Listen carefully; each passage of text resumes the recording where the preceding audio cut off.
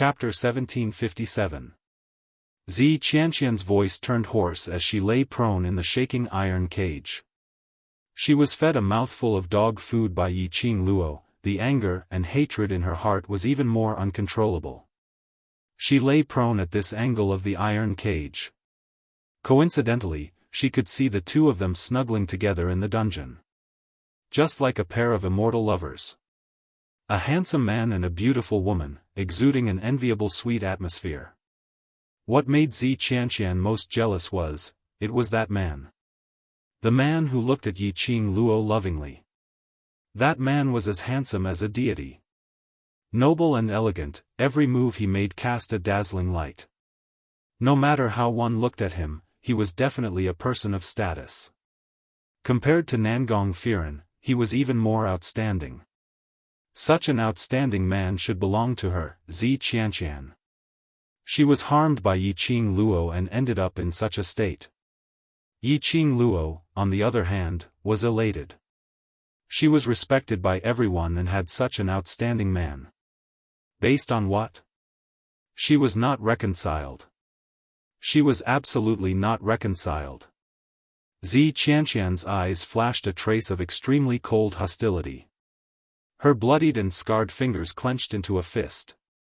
I want to see the dean, I want to tell him everything I know. Zi Qianqian shouted in a hoarse voice. The guard looked impatient. Do you think you can see the dean whenever you want? If there's anything, tell the two sirs directly. Zi Qianqian didn't say a word. It seemed that as long as the dean didn't come, she would rather die than speak. This made the guard a little distressed. When locking up a prisoner, the most frightening thing was that the prisoner was not afraid of death. The most important thing was, if Zi Qianqian really knew something, they would have already killed him. That would be a huge sin. Yiqing Luo raised her head from Dmo Xian's arms and straightened her body with a teasing look. Immediately, she looked up at the iron cage hanging in mid-air. Her eyes were as cold as the winter. Zi Qianqian, I'm not interested in listening if you want to say it or not. She crossed her arms over her chest and supported her chin with the other hand, her eyes curved. I came here today just to see your miserable look, and to tell you, the current situation of the Zi family. The steel cage of Zi Qianqian, who had been silent all this while, suddenly shook violently. She pounced in front of the iron cage and stared fiercely at Yiqing Luo. Slut! You bitch! It's all your fault, you bitch! Zi Qianqian howled. She shook the iron cage agitatedly, and ear-piercing sounds of friction could be heard. Yiqing Luo dug her ears curiously. Had Zi Qianqian been living too carefree these few days in the dungeon? He actually still had so much physical strength left. Could his throat not get hoarse from all the shouting? On seeing Yiqing Luo's actions, the two guards beside her were afraid that they would disturb the two sirs as they lashed the long whips in their hands towards the iron cage. Zi Qianqian. If you dare to be rude to the Lord again, I'll put this iron cage down. The guard had just finished speaking when the iron cage that was suspended in the air suddenly fell down with a sound. Ah! Zi Qianqian screamed in fright. Just when he thought he was about to be swallowed by the poison cave, the metal cage suddenly stopped. It was just a few inches away from the poison cave. Zi Qianqian could clearly see that at the edge of the poison cave, there were centipedes and poisonous snakes mixed with various poisonous insects, sticking out their scarlet tongues at her. Zi Qianqian screamed and shrank behind the iron cage. The iron cage swayed in mid-air. The poisonous creatures poked their heads out of the cave one after another. Chapter 1758. This scene almost shocked Zi Qianqian out of her wits. Looking at Zi Qianqian shrieking crazily, the guard's face turned cold as he hung the iron cage back in mid-air. Zi Qianqian, you're just a prisoner now. This is our director's esteemed guest, an esteemed sir. If there's a next time. The guard looked at Dmo Xian and Yiqing Luo. He wanted to take the opportunity to increase their favorable impression. But he realized that the both of them had an expression of watching a show. The guard could only turn his head resentfully, and when he looked at Zi Qianqian again, he spoke in a fiendish tone, "If there's a next time, little thing in the poison cave, don't be so blind." After the iron cage was raised, Zi Qianqian had already stopped screaming. She panted heavily as she leaned against the iron cage. Her fingers had scratched the wound on her palm. Blood seeped out from her palm. She was totally unaware. Listening to the guard's threatening words, she recalled that when she was screaming earlier, Yiqing Luo must have been beside her, looking at her with a complacent look. Zi Qianqian felt a surge of anger, burning her heart. "Good. If you have the ability, put me in the poison cave. I have the secret of the blazing flame lair, the dark forces. If the director doesn't come, I will not say anything. Or you can kill me." Zi Qianqian was furious as she fell beside the iron cage. The general courtyard had locked her up in the dungeon for so many days. Although he would torture and interrogate her every day, he had never used any harsh instruments of torture, nor had he really taken her life. They must be trying to find out some information from her mouth. This was her only capital to live on. She didn't believe that the guard would let her be swallowed by the poison before he got any information from her mouth. Otherwise, the guard wouldn't have stopped midway and hung her up in mid-air. "Zi Qianqian. Don't play tricks," the guard reprimanded. Zi Qianqian's voice was hoarse as she laughed loudly. A look as though she had no fear towards life and death. Yiqing Luo narrowed her eyes as she glanced sideways at the guard. "Satisfy her." "Sir?" The guard didn't react in time. "Doesn't she want to die?" "Satisfy her." Yiqing Luo raised her brows as she smiled warmly. This. The guard hesitated. Zi Qianqian seemed to know some secret. If he killed Zi Qianqian, wouldn't that be release? Yiqing Luo's pink lips curved slightly, her smile was tainted with a chill. The guard stiffened, but under Yiqing Luo's threatening gaze, he still chose to obey. The iron cage let out a loud clang. The sound of the guards unlocking the chains reverberated clearly in the dungeon. Zi Qianqian's face turned deathly pale as he looked at the guard in fear. They couldn't believe that the guards actually listened to Yiqing Luo's command, giving up on getting the information from her mouth to kill her. You. If you kill me, you will be helping the dark forces cover up their crimes."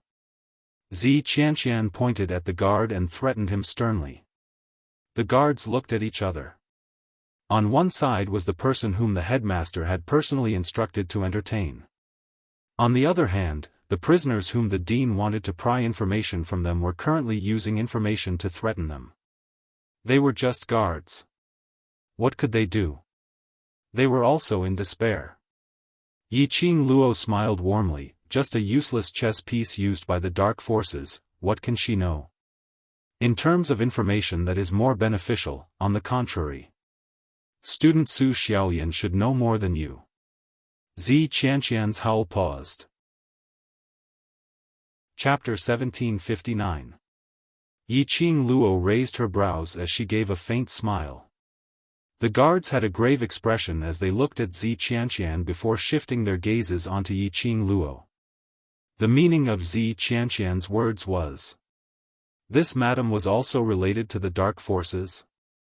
But looking at Yiqing Luo's calm expression, it didn't look like she was embarrassed after being exposed. "Zi Qianqian, do you know who these two are? How dare you spout nonsense here?"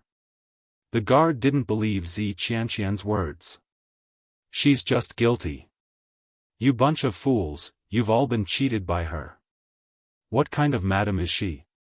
She's just a waste from the Heavenly Academy, relying on the dark forces' secret arts to get into this year's exchange meet. In the Blaze Lair, it's her. She threatened me to help the dark forces and even said that she would bring me into the dark forces." Zi Qianqian screamed hysterically. Tears welled up in her eyes. The guard caught the main point. this is just your one-sided statement. What evidence do you have? Moreover, as a student of the Heavenly Academy, you actually want to join the dark forces? I've been deceived by her. Zi Qianqian covered her face as she burst into tears. I just want to become stronger. I want to become the strongest student in the class of gods. She said the dark forces have the ability to give me endless power. I believed it. She's a waste, judged as a waste who can't cultivate since she was born. She had been a good-for-nothing for nearly 15 years, and in a flash, she was admitted into the Heavenly Academy and became the most powerful student there. If it wasn't for the secret arts of the dark forces, how could she become so powerful from a good-for-nothing? The guard's expression changed. One of the guards suddenly thought of something. You're saying this madam was a waste previously? Yes. She's the publicly acknowledged waste in the West Continent. The reputation of waste, everyone knows about it. Seeing the guard taking the bait, Zi Qianqian's eyes flashed a trace of ruthlessness.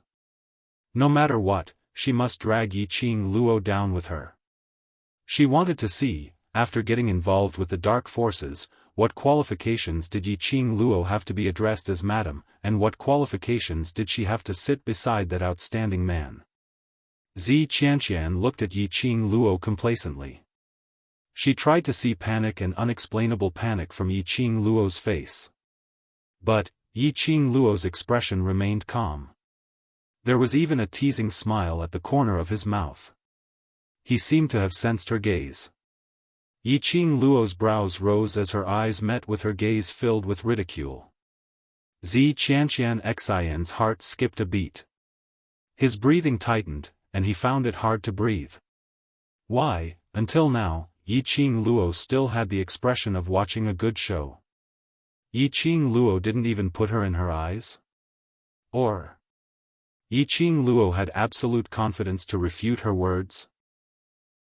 At this moment, the guard had already swallowed a mouthful of saliva as he looked at Yiqing Luo's expression with even more reverence. This sire's name, could it be Yiqing Luo? Zi Qianqian's thoughts were all on Yiqing Luo and totally didn't notice the guard's expression. Thinking that the guard had heard of Yiqing Luo's reputation of being a waste, he immediately replied, yes. She was Yiqing Luo. West Continent's famous three-spring sex waste 7th Missy, Yiqing Luo.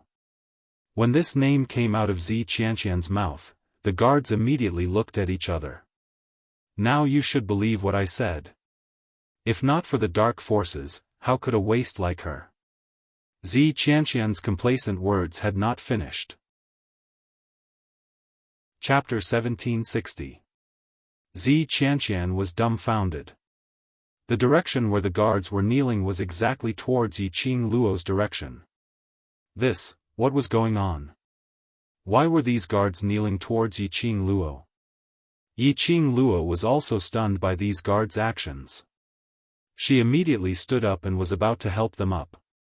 Behind her, a dignified deep voice was heard. I heard that some prisoners had been clamoring to see me. Sir Director. The guards immediately turned in another direction and kowtowed towards the entrance of the dungeon. They saw the director walking over slowly. The director was dressed in a white robe and his gaze was dignified. Director. Yiqing Luo nodded towards the director. When the director's gaze shifted to Yiqing Luo, his eyes were filled with a kind and amiable smile. Following that, he quickened his footsteps and walked to the side of Dmo Xian, who had been sitting all along, as he respectfully bowed towards Dmo Xian. Dmo Xian waved his hand. The director then stood up and asked the guards who were kneeling on the ground to get up. At this moment, the guards were stunned. Zi Qianqian was even more stunned. Who was the director? That was the main courtyard's director. Not to mention this was the main courtyard's turf. Even if it was in other continents, any family or powerhouse would want to please him. The main courtyard's director actually was so respectful towards a handsome-looking man. What was the man's identity? He seemed to have that kind of relationship with Yiqing Luo. Realizing this point, Zi Qianqian was so jealous that she was about to go crazy. She tugged at her tattered and blood-stained sleeves, as she looked at Dmo Xian in a daze. That kind of noble and perfect man. How could he belong to that slut Yiqing Luo? How could he be so gentle towards that slut Yiqing Luo? Suddenly, Zi Qianqian's expression changed as he stretched out his hand and pointed at Dmo Xian. You are Overlord. The current Dmo Xian had intentionally changed his looks, in case he caused too much commotion when he was beside Yiqing Luo. But no matter how he changed his looks, his temperament and the inherent nobility would not change. The man beside Yiqing Luo, the man who had an intimate relationship with Yiqing Luo, it was Dmo Xian. When Zi Qianqian uttered the words Lord Di Zun, the crowd was stunned. The guards, who had just stood up, knelt on the ground again with a thud. Di Zun. Dmo Xian raised his eyes, and in his half-narrowed peach blossom eyes, there was no longer the ripple from earlier, but an extremely cold intent. The guards knelt on the ground, not daring to make a sound. Don't scare them. Yiqing Luo rolled her eyes at Dmo Xian and immediately looked towards those guards. Get up, ignore him. The guards were speechless. You are the Overlord's favorite. Of course you are not afraid. But we're trash. Yiqing Luo sighed. With such a great Buddha by his side, he would be able to intimidate people wherever he went. Yiqing Luo simply couldn't be bothered to get those guards to stand up, but directly looked towards the dumbstruck Zi Qianqian, student Zi Qianqian. Zi Qianqian's whole body trembled.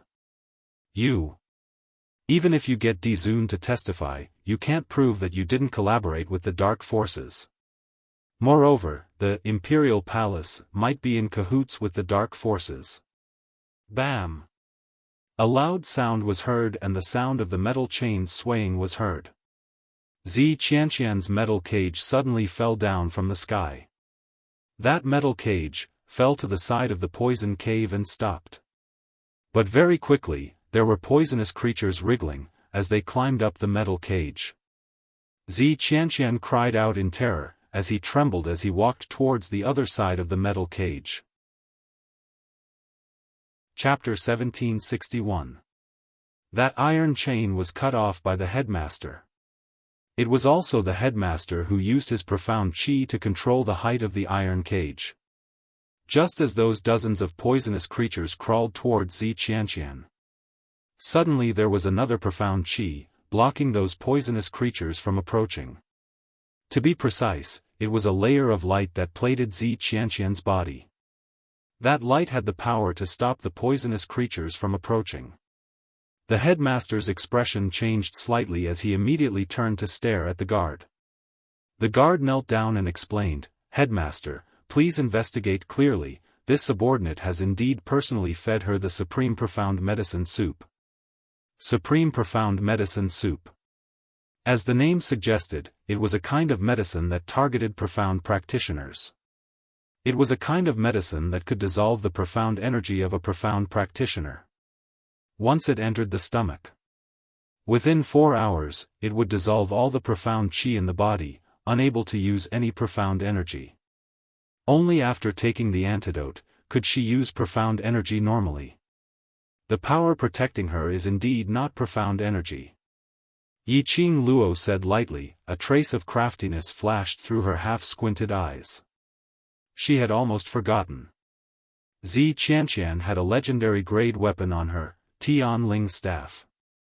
That light on her body was the Tianling staff protecting Zi Qianqian.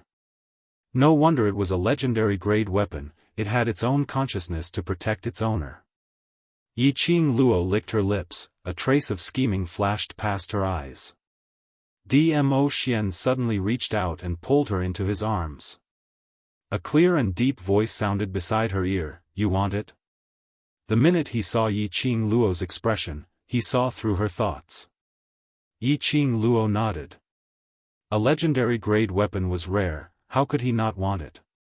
The Tianling staff is made from Mirage Beast's magic crystal, it has gathered the resentment of thousands of mirage beasts. If you insist on controlling it, it is likely to cause a backlash from the profound jade heart. Dmo Xian curled up a strand of her hair and brought it to his lips for a light kiss. Yiqing Luo face-bombed. She had already forgotten that her profound jade heart had already started to move. If she went to conquer the mirage beast resentment, something bad was going to happen. Whatever, let's get it first. At most, after you tame it, throw it to the brothers as a toy. Yiqing Luo wrapped her arms around Dmo Xian's neck. Anyway, she had hugged such a thigh, what was there for her to worry about? Dmo Xian's eyes were filled with a gentle and pampering smile. His gaze was so gentle that water could be squeezed out of it. However, standing at the side, the principal, the few guards, and Zi Qianqian, who was surrounded by poisonous creatures in the metal cage, broke out in a cold sweat. They were clearly discussing serious matters. These two lords had suddenly fed them a mouthful of dog food. Look at His Majesty's eyes. How was he like the heartless person in the legends? He was a henpecked husband who doted on his wife as much as his own life. Cough, cough, cough. The principal coughed dryly as he looked at the two of them. His eyes were filled with tenderness, as though he had forgotten everything else. Yiqing Luo's cheeks were dyed crimson red. Glaring resentfully at Dmo Xian, she got up from his embrace and flipped her hair. Cough, that. Let's get rid of the poison first, she has something I want on her. The principal waved his sleeves. The poisonous creatures that crawled all over the iron cage immediately fell into the poisonous cave. The iron cage rose into the air again. Zi Qianqian was still in a state of shock. He rubbed his arms with a face full of fear. Until all the poisonous creatures were gone. She was still shivering in fear. Yiqing Luo leaped up, her red robe was like a flame poppy blossoming in the darkness, emitting a fatal temptation. She floated in mid-air, at the same level as Zi Qianqian. Chapter 1762. In the iron cage, Zi Qianqian was covered in blood and injuries. Her robe had long turned into shreds. That exquisite face was covered in dirt and blood. She looked like a crazy woman. She screamed hysterically and cursed at the top of her lungs, venting all the hatred in her heart. Not convinced? Yiqing Luo's lips curled upwards as her smile was peerlessly beautiful. Suddenly, her eyes turned cold as it was tainted with a bloodthirsty chill. Even if you're not convinced, you'd better hold it in. You slut. Zi Qianqian was frightened by her gaze as she shrunk back. Zi Qianqian, you keep saying that student Yiqing Luo is the mastermind and colluded with the dark forces, do you have any evidence? The principal asked. I don't have any evidence. But for her wastrel body to suddenly become so powerful, other than the dark forces' secret arts, what other explanation is there? Zi Qianqian insisted on Yiqing Luo. What rubbish are you talking about? How could Madame Yiqing Luo possibly collude with the dark forces? The guard who was kneeling on the ground opened his mouth. Another guard said, Blazing Flame Lair, Madame Yiqing Luo saved the students from various academies and also saved our loved ones. How could such a respectable lady be the mastermind of this matter? The few guards nodded in agreement. Their loved ones were all studying in various academies. In this training in the Blazing Flame Lair, their loved ones almost lost their lives in the hands of the dark forces. It was Yiqing Luo who saved their loved ones. This was the reason why when they heard Yiqing Luo's name, they subconsciously knelt down in front of her. Zi Qianqian's face turned steely green. How could there be such a coincidence? These few guards had loved ones in the Blazing Flame Lair and were saved by Yiqing Luo? But the words to drag Yiqing Luo into the water had already been said out and she had no way of retracting it. She could only brace herself and said, that's her scheme, to gain your trust and then push me out as a shield.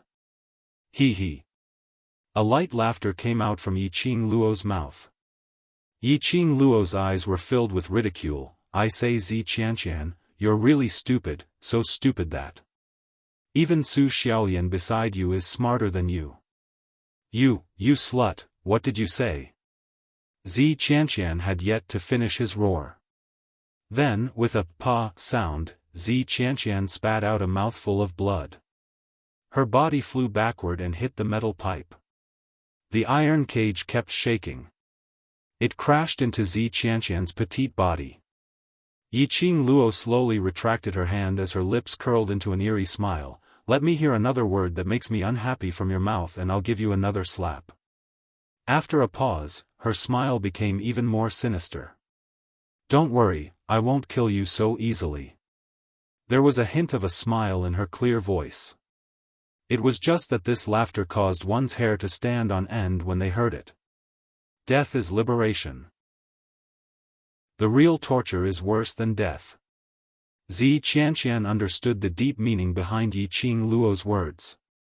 His face instantly turned deathly pale. The resentment and hatred in his eyes poured out. But he didn't dare to say another word. Zi Qianqian, you said that student Yiqing Luo colluded with the dark forces, then do you know that the King of Darkness has been sealed by student Yiqing Luo personally? The principal saw Yiqing Luo's actions but didn't have any intention to stop her. Instead, he looked at Zi Qianqian in a dignified manner. Zi Qianqian clutched his chest as he coughed. Chapter 1763. Yiqing Luo sealed the King of Darkness? King of Darkness? How could this be? However, these words came from the dean's mouth. Those guards' attitude towards Yiqing Luo was unprecedentedly respectful and grateful. Zi Qianqian had no choice but to believe it. Yiqing Luo sealed the King of Darkness. Which meant that Yiqing Luo had annihilated the King of Darkness. But, she remembered. She remembered it clearly. When Gue Wu and the others broke through the barrier and found all the students, Yiqing Luo was obviously under the control of the King of Darkness. Why did she become the hero of all the academies? Become the hero of the Nirvana realm? Zi Qianqian's face gradually lost its color and turned deathly pale. Recalling his earlier actions, trying to push the blame onto Yiqing Luo. Simply, stupid to the point of exploding. Actually, it's not that I don't want to give you a chance to live. Yiqing Luo smiled as she glanced between the two cages. The obedient and silent Su Xiaolian immediately sat up straight and looked at Yiqing Luo with a hopeful gaze. How about this? The two of you tell me clearly how you met the people of the dark forces in the fiery nest that day, and how you agreed to set up the rune arrays for them. Yiqing Luo still maintained her smile. Her smile was extremely sweet. Whoever speaks the truth and clearly doesn't need to go down. Yiqing Luo's slender finger pointed towards the poison cave below. I'll talk. I'll talk. Su Xiaolian immediately grabbed the metal pipe. What do you want to know? As long as I know it, I will definitely tell you everything. Fence-sitter. Zi Qianqian scoffed coldly as he swept a cold glance at Su Xiaolian. If you have the ability, then put me down. Do you really think I'm afraid of death? Yiqing Luo smiled but didn't say a word as she slowly approached Zi Qianqian's iron cage. She was dressed in red and looked even more enchanting than blood. Her exquisite face was suffused with a bone-chilling coldness. Her gaze swept across Zi Qianqian. Suddenly, his palm moved. The gourd flame fan in his hand suddenly opened. A whirlwind was released from the devouring flame fan. The whirlwind was like a curved hook. It circled around Zi Qianqian's body. A pitch-black magic staff was caught in the whirlwind. Yiqing Luo opened her arms. The whirlwind circled back. It wrapped around Yiqing Luo's wrist. Then, the whirlwind dispersed. A black staff landed steadily in Yiqing Luo's palm. The appearance of the staff was extremely strange. The complex ancient totem, the black sphere at the top of the staff, that opened eye, was staring at Yiqing Luo without blinking. This was the Tianling staff. When Zi Qianqian saw the sky mist staff in Yiqing Luo's hands, the complacent and fearless expression on his face instantly changed. Lowly. You stole my Tianling staff. She had learnt her lesson and didn't dare to scold Yiqing Luo anymore. Yiqing Luo waved her divine silk cane and said smilingly, "Now, it's mine." Principal Zheng, the guards, it was the first time he had seen someone rob someone who acted so matter-of-factly. Dmo Xian's face was filled with indulgence, it was indeed his Lil Luo, style. All of a sudden, a black object smashed down from the sky. Dmo Xian raised his hand to catch it. It was the Tianling staff. Yiqing Luo waved her hand, "That eye is a little powerful, help me communicate with that eye first." No wonder it was a legendary grade weapon. No wonder it had gathered thousands of Mirage Beasts' resentment. Chapter 1764. When she had just gotten the Sky Mist staff. Yiqing Luo obviously felt the resistance from the Sky Mist staff. When that eye met her, Old Man Tsung issued a warning. Such a powerful legendary staff, Zi Qianqian's ability had no way to contract with the Sky Mist staff. Which meant the Sky Mist staff currently had no owner. She should just rob it. Throw it to Dmo Xian and let him train the Sky Mist staff, then throw it to the brothers in Devil class to play with. If Zi Qianqian knew that the divine relic which he relied on for survival was given to the brothers to play with, he would probably vomit blood from anger. Yiqing Luo snatched Zi Qianqian's Sky Mist staff and her attitude became much better. Looking at Zi Qianqian's pale face, she smiled warmly, "Now, you can start your performance." This performance naturally referred to everything Yiqing Luo wanted to know. Su Xiaoyan immediately spoke first, "I met the people from the dark forces first. She was the one who looked for me and said she had a way to deal with you." "Right. It's her, she was the one who instigated me to look for that person." Without the protection of the Sky Mist staff, Zi Qianqian could no longer be complacent. Neither of them were willing to fall into the poison cave and be swallowed by that bunch of poisonous creatures. The two of them were fighting to threaten each other, no one was willing to let the other spill out everything they knew in detail. Everything was as what Yiqing Luo had guessed.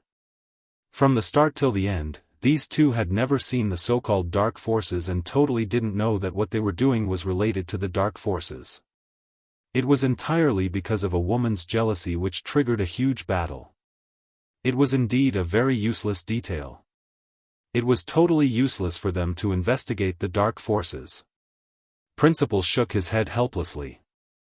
He knew that after being frightened by Yiqing Luo, Zi Qianqian and Su Xiaoyan didn't dare to tell any lies. This was indeed all the information they knew. Although the dark forces were completely annihilated by the imperial palace. But the four great holy techniques and the four great pharaohs used the dark secret arts to escape. This made the principal extremely worried. He thought he could find out the whereabouts of the four great holy techniques and pharaohs from Zi Qianqian. From the looks of it, Zi Qianqian hadn't even seen the people from the dark forces. However, this wasn't Yiqing Luo's motive. Yiqing Luo had already guessed most of the details that the both of them had mentioned. Asking these two people to explain in detail was just to. Yiqing Luo squinted her eyes as her brows were filled with craftiness. "That person who said she could deal with me and lied to you to collaborate with the dark forces, is she Feng Ling?" The two of them were startled. Then, he immediately nodded, "Yes, it's her." At that time, she seemed to have been seriously injured, and it was a strange-looking woman who looked like a shadow that was hugging her. Shadow? Dmo Xian frowned. His eyes, which had always been calm and deep, faintly rippled with a layer of ripples. His change in emotions didn't escape Yiqing Luo's eyes. Yiqing Luo pursed her pink lips as she wasn't able to ascertain that the change in his emotions was because she had mentioned Feng Ling in front of the principal and the guards. Or, that shadow-like woman. Sensing Yiqing Luo's hesitant gaze, Dmo Xian kept the deep thoughts in his mind as he stood up and hugged Yiqing Luo's shoulders. Feng Ling is no longer a member of the Imperial Palace. Since she chose to collude with the dark forces, I will not tolerate it. Chapter 1765. This was also to express his attitude to Yiqing Luo. Hearing Dmo Xian's words, Yiqing Luo's heart heaved a sigh of relief. If Dmo Xian still cared about Feng Ling, then her following plan would not continue. Of course, it wasn't that she didn't trust Dmo Xian. After all, Feng Ling was the granddaughter of the Imperial Palace's granny and someone who had been by Dmo Xian's side since young. Feelings were not something that could completely fade away in a day and night. Moreover, it was rumored that the Imperial Palace's granny was considered as Dmo Xian's elder. Yiqing Luo didn't wish for Dmo Xian to be put in a difficult position. As long as Dmo Xian said it, she could give up on the following plans. But Dmo Xian used his actions to express his heart. Yiqing Luo's eyes were filled with smiles as her arms circled around his neck. She didn't care how the surrounding people looked at her. Hooking her arms around Dmo Xian's neck, she planted her pink lips on his. The smile between her eyebrows was so charming and beautiful. In front of the elders, this kind of behavior was considered immoral in the South Continent. But director, the guards, even Zi Qianqian and Su Xiaolian both felt. This scene was simply a damned abuse of the dogs. Full of bliss, what were those pink bubbles for? Her lips touched Dmo Xian's and Yiqing Luo immediately moved her lips away. She turned her head and saw pairs of eyes staring at her. Among them was a pair of the 50-year-old director's eyes. Yiqing Luo's heart suddenly rose a sense of shyness. She covered her face with both hands as she buried her head into Dmo Xian's arms. Oh no, I was too happy and forgot the occasion. Dmo Xian's eyes were filled with smiles as his slender fingers gently brushed past her hair. It's all right, my woman doesn't need to care about the occasion. Su Qing Luo exploded. Yiqing Luo expressed that her little heart couldn't take Dmo Xian's fierce teasing. She heard director couldn't suppress his low laughter. Yiqing Luo's face turned redder. She cleared her throat and changed the topic, going according to her original plan. Director, the person who colluded with the dark forces is Feng Ling. She made use of Zi Qianqian and Su Xiaolian's hatred towards me and instigated them to help the dark forces. Then, after the matter was exposed, she fled without a trace. She has such an understanding of runes and had Zi Qianqian and Su Xiaolian bury the formation cores for the forces of darkness even when Master Ghost Martial Arts' profound light mirror was unable to detect them. From this, it can be seen that the relationship between wind chimes and the forces of darkness is not as simple as using each other. Her tone was filled with righteous indignation. Listening to this tone, even Zi Qianqian felt that Feng Ling was extremely despicable. After using them, she escaped by herself. This wind chimes, naturally, they had heard of it before. The granddaughter of the Imperial Palace's granny. She always claimed that she was the future mistress of the Imperial Palace, the future empress. Unexpectedly, he was actually involved with the dark forces. Could it be? The principal's gaze went back and forth between Yiqing Luo and Dmo Xian.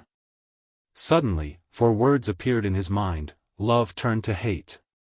The overlord must have fallen in love with Yiqing Luo. This caused Feng Ling to not be able to get what she wanted, so she sought help from the dark forces to kill Yiqing Luo and snatch back the overlord. In an instance, the principal and the guards had already imagined a melodramatic love drama. Principal. Just as he was imagining, the principal suddenly heard Yiqing Luo's call. He suddenly regained his senses as he looked at Yiqing Luo. Chapter 1766. Principal nodded slightly, indicating for Yi Qing Luo to speak directly. Yi Qing Luo replied solemnly, I hope Principal can use the headquarters name to issue a warrant for Feng Ling's arrest in Nirvana Realm. Her portrait, I will pass it to you later. As long as you bring Feng Ling to the headquarters and hand her over to you, I will give you 10,000 gold coins and a bottle of high-grade medicinal pills as a reward. Principal was stunned, but his attention was placed on Yi Qing Luo's last sentence, high-grade medicinal pills. High-grade medicinal pills. And a bottle? Even with the Overlord, there was no need to be so overbearing, right? It was hard to find a master alchemist, and even further south in Nirvana Realm. To be able to refine high-grade medicinal pills, the master alchemist must at least be a grandmaster alchemist or above. Grandmaster alchemist. In the entire South Continent, probably only the Alchemist Guild was able to see it. Or those large clans who used their wealth to nurture a grandmaster alchemist. Even the headquarters only had one apothecary at the level of a medicine ancestor. Moreover, this grandmaster alchemist didn't dare to use a bottle of high-grade medicinal pills as a reward. Not enough? Yi Qing Luo misunderstood Principal's meaning. Principal's expression kept changing. Can you tell me, how many high-grade medicinal pills do you have on you? Yi Qing Luo finally understood the reason for Principal's astonished expression. She blinked her eyes and smiled innocently, the ghost doctor is my Shifu. Principal was stunned. Master? That ghost doctor who was known as Ghost Hand Doctor was actually Yi Qing Luo's master? No wonder. When Yi Qing Luo was saved by Dmo Xian, Ghost Doctor who hated trouble, came all the way to South Continent to treat Yi Qing Luo. And he treated her for a total of 3 days and 3 nights. If it wasn't for his disciple, how would Ghost Doctor waste his refining time? Yi Qing Luo could become Ghost Doctor's disciple. In terms of refining pills, she must have an extremely strong innate talent. Casually rewarding a bottle of high-grade medicinal pills indeed suited Ghost Doctor's disciple's character. If Yi Qing Luo told Principal that she was still the champion of the Alchemist Guild's pill refining competition, he estimated that the Principal would have fainted from the stimulation of Yi Qing Luo's abnormal innate talent. Principal's gaze towards Yi Qing Luo was as though he was staring at his prey. He couldn't help but rejoice in his heart. From the very beginning, he had taken a fancy to this abnormal little girl. Yi Qing Luo had goosebumps all over her body from that stare as she rubbed her arms. That. Principal, if you have something to say, just say it, let's not beat around the bush. Little girl, I've put out a bounty for him on your behalf. Naturally, the headquarters won't let a little girl like you pay for this reward. But. The Principal's white eyebrows curved into crescents as he smiled. Little girl, since Grandpa Principal treats you so well, if you manage to refine any high-grade pills in the future, don't forget about the headquarters. Yi Qing Luo's head was filled with black lines. No wonder he was the dean of the General Hospital. He really knew how to take advantage of the situation. But towards the 2 directors of the main courtyard, Yi Qing Luo more or less had a favorable impression of them. Moreover, these 2 deans were sincere in their devotion to the headquarters and to the other academies. Yi Qing Luo was willing to befriend them. One more friend meant one more helping hand. What's more, he was the famous dean of the General Academy. The dignified dean of the General Academy only knows how to scam me. Yi Qing Luo covered her face as she buried her head into Dmo Xian's arms. I'm just a pitiful weak lady with no power or influence, so I can only be forced to agree to it. Principal and the guards. You have no power or influence, you're a weak lady. Chapter 1767. This was not the end. Yi Qing Luo raised her head again, putting on a pitiful expression as she blinked her innocent eyes. When Feng Ling was in the headquarters exchange meet, she colluded with the dark forces to lay hands on the various academies. This was originally your headquarters' responsibility, so putting out a warrant for Feng Ling is also part of your duty. Principal Zheng's eyebrows twitched. Director has taken a fancy to a weak lady's pill refining innate talent. That request which I mentioned to Director earlier, Director can consider it properly. Yiqing Luo smiled charmingly. Sure enough, this lass wasn't one to suffer losses. Yiqing Luo blinked her eyes craftily and didn't continue to urge him. Instead she yawned and hung herself on Dmo Xian. The air here isn't very good, Xian, let's go back first. Dmo Xian hugged her waist and hugged her in his arms, softly saying, N. The two of them turned around and walked towards the entrance of the dungeon. Zi Qianqian panicked. Slut. Yiqing Luo. You said that as long as we told you everything about the flame lair, you'd let us go. Su Xiaoyan also gripped the metal pipe tightly. Madam Yiqing Luo. Madam. I have told you everything I know. Yiqing Luo's lips curved upward slightly. Dmo Xian stopped in his tracks and turned around. The young girl in the fiery red dress had a gorgeous smile on her beautiful face. Her pink lips curled upwards, revealing a hint of bloodlust. That's right. I did say that whoever speaks the most doesn't have to go down. But I didn't say that I would let you off. Zi Qianqian and Su Xiaoyan's faces instantly turned pale. Yiqing Luo continued to smile as she looked at Director Zheng. Next, it's Director's matter. Earlier I said the most and the most detailed one, you can change another way of death. The other one, throw it down to feed those little cuties. Coming out from the underground prison and seeing the sunlight again, Yiqing Luo raised her hand to cover her eyes. Her slender fingers were sparkling and translucent like jade under the sunlight. A few rays of light, through the gap between the fingers, sprinkled on her face. Yiqing Luo sighed softly, Xian, you really don't blame me? This time, her goal in coming to the dungeon was indeed to drag Feng Ling out. It was no coincidence that the principal had come at the right time. On her way here, she purposely passed by the principal's meeting hall. The sound of her and Dmo Xian's conversation was transmitted into the principal's ears. She deliberately revealed to the principal that Feng Ling was the one who instigated Zi Qianqian and Su Xiaoyan.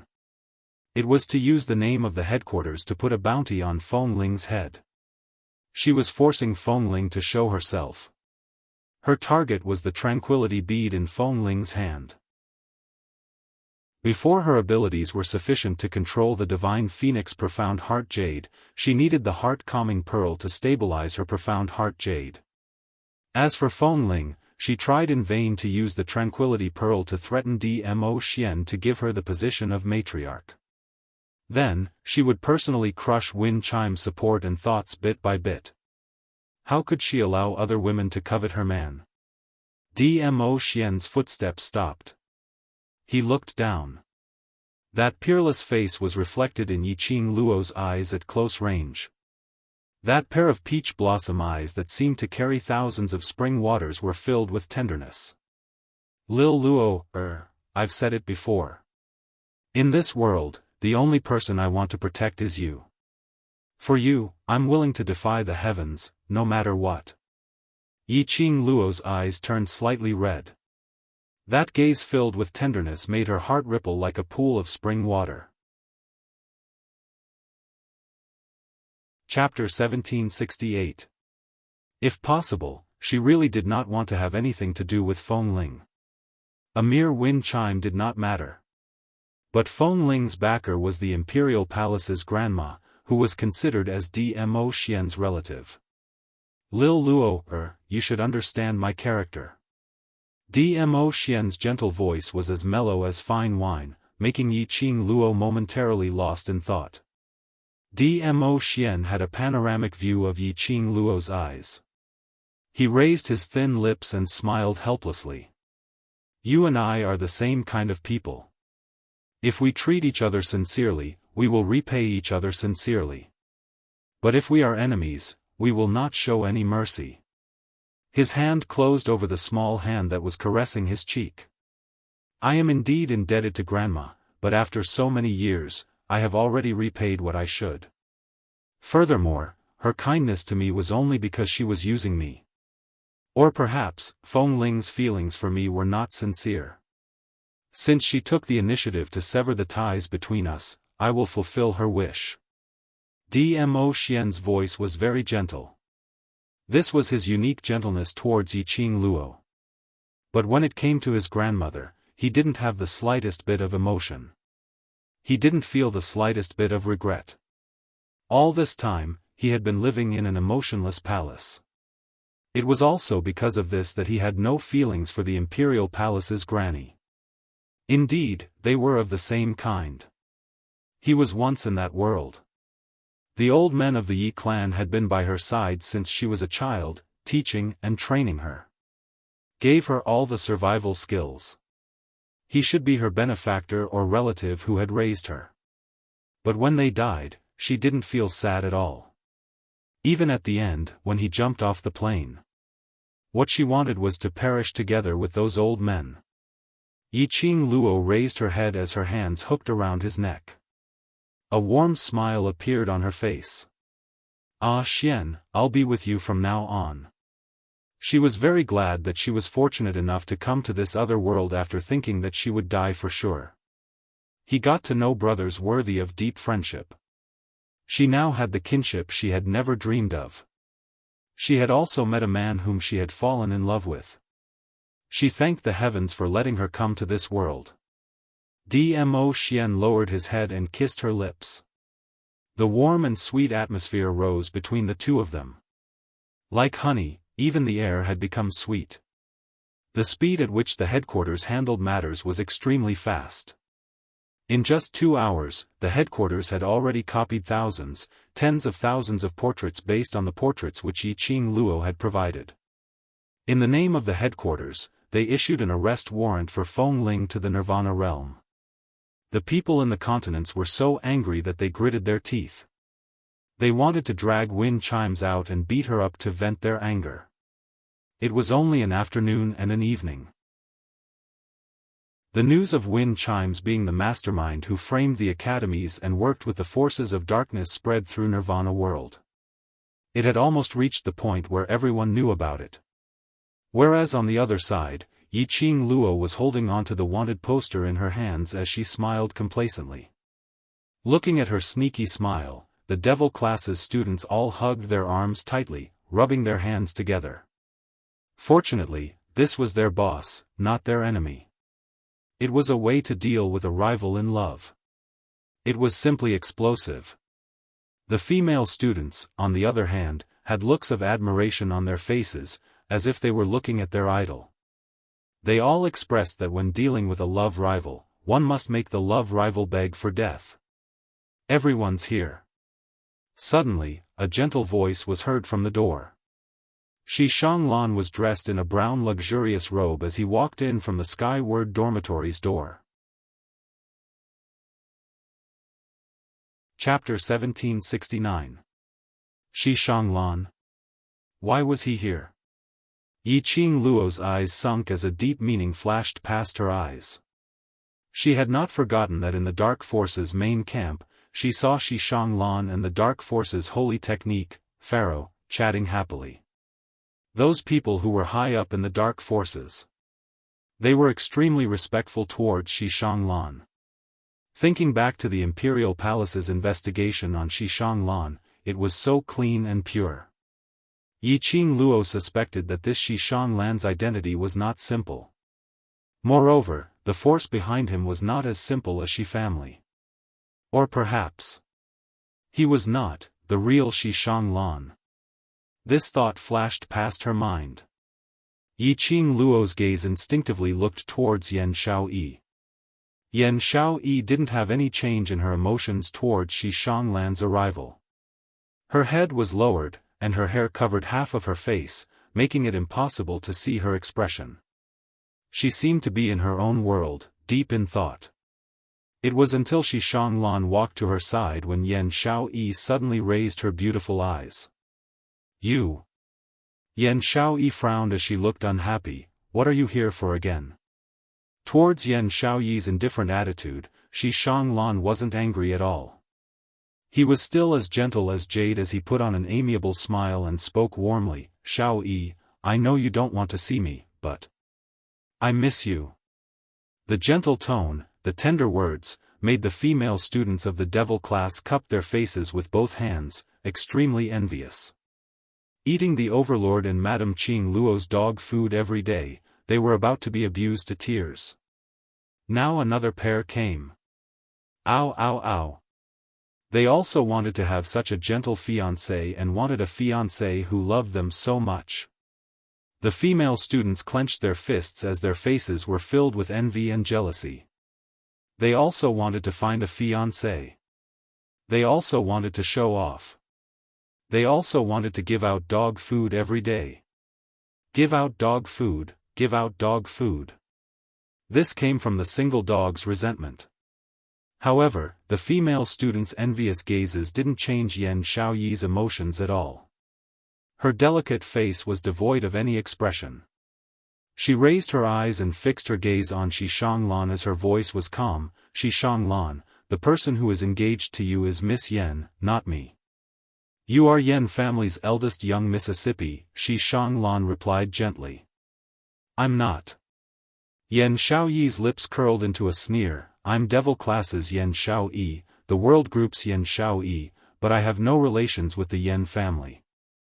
After a pause, her smile deepened, but there was no trace of a smile in her eyes. "The Yan family has arranged an engagement with you. Just go find the Yan family and stop harassing me. Otherwise, don't blame my brothers for being merciless." Shi Shanglan's gentle eyes darkened as he looked at Yan Xiaoyi's stubborn and cold expression. It disappeared in a flash, so fast that no one could catch it. Yiqing Luo had been staring at Shi Shanglan and naturally saw this strange look in his eyes. Her heart tightened as she immediately stood up and flashed towards Yan Xiaoyi. She had a petite body, but her aura was majestic. Yan Xiaoyi was completely blocked. Shi Shanglan frowned slightly. "Young Master Shi, I didn't hear Xiaoyi." Yiqing Luo had yet to finish her words.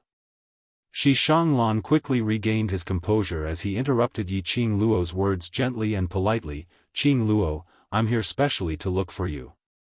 Yiqing Luo's words were suppressed back. She frowned. "Looking for me?" Chapter 1770. Sky returning primordial serene grass.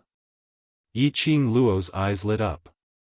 She had seen the name of this herb in 100-pill refining. Her soul consciousness moved and information regarding the sky returning primordial serene grass immediately appeared in her mind. This herb was one stalk of 1,000 years and was extremely precious.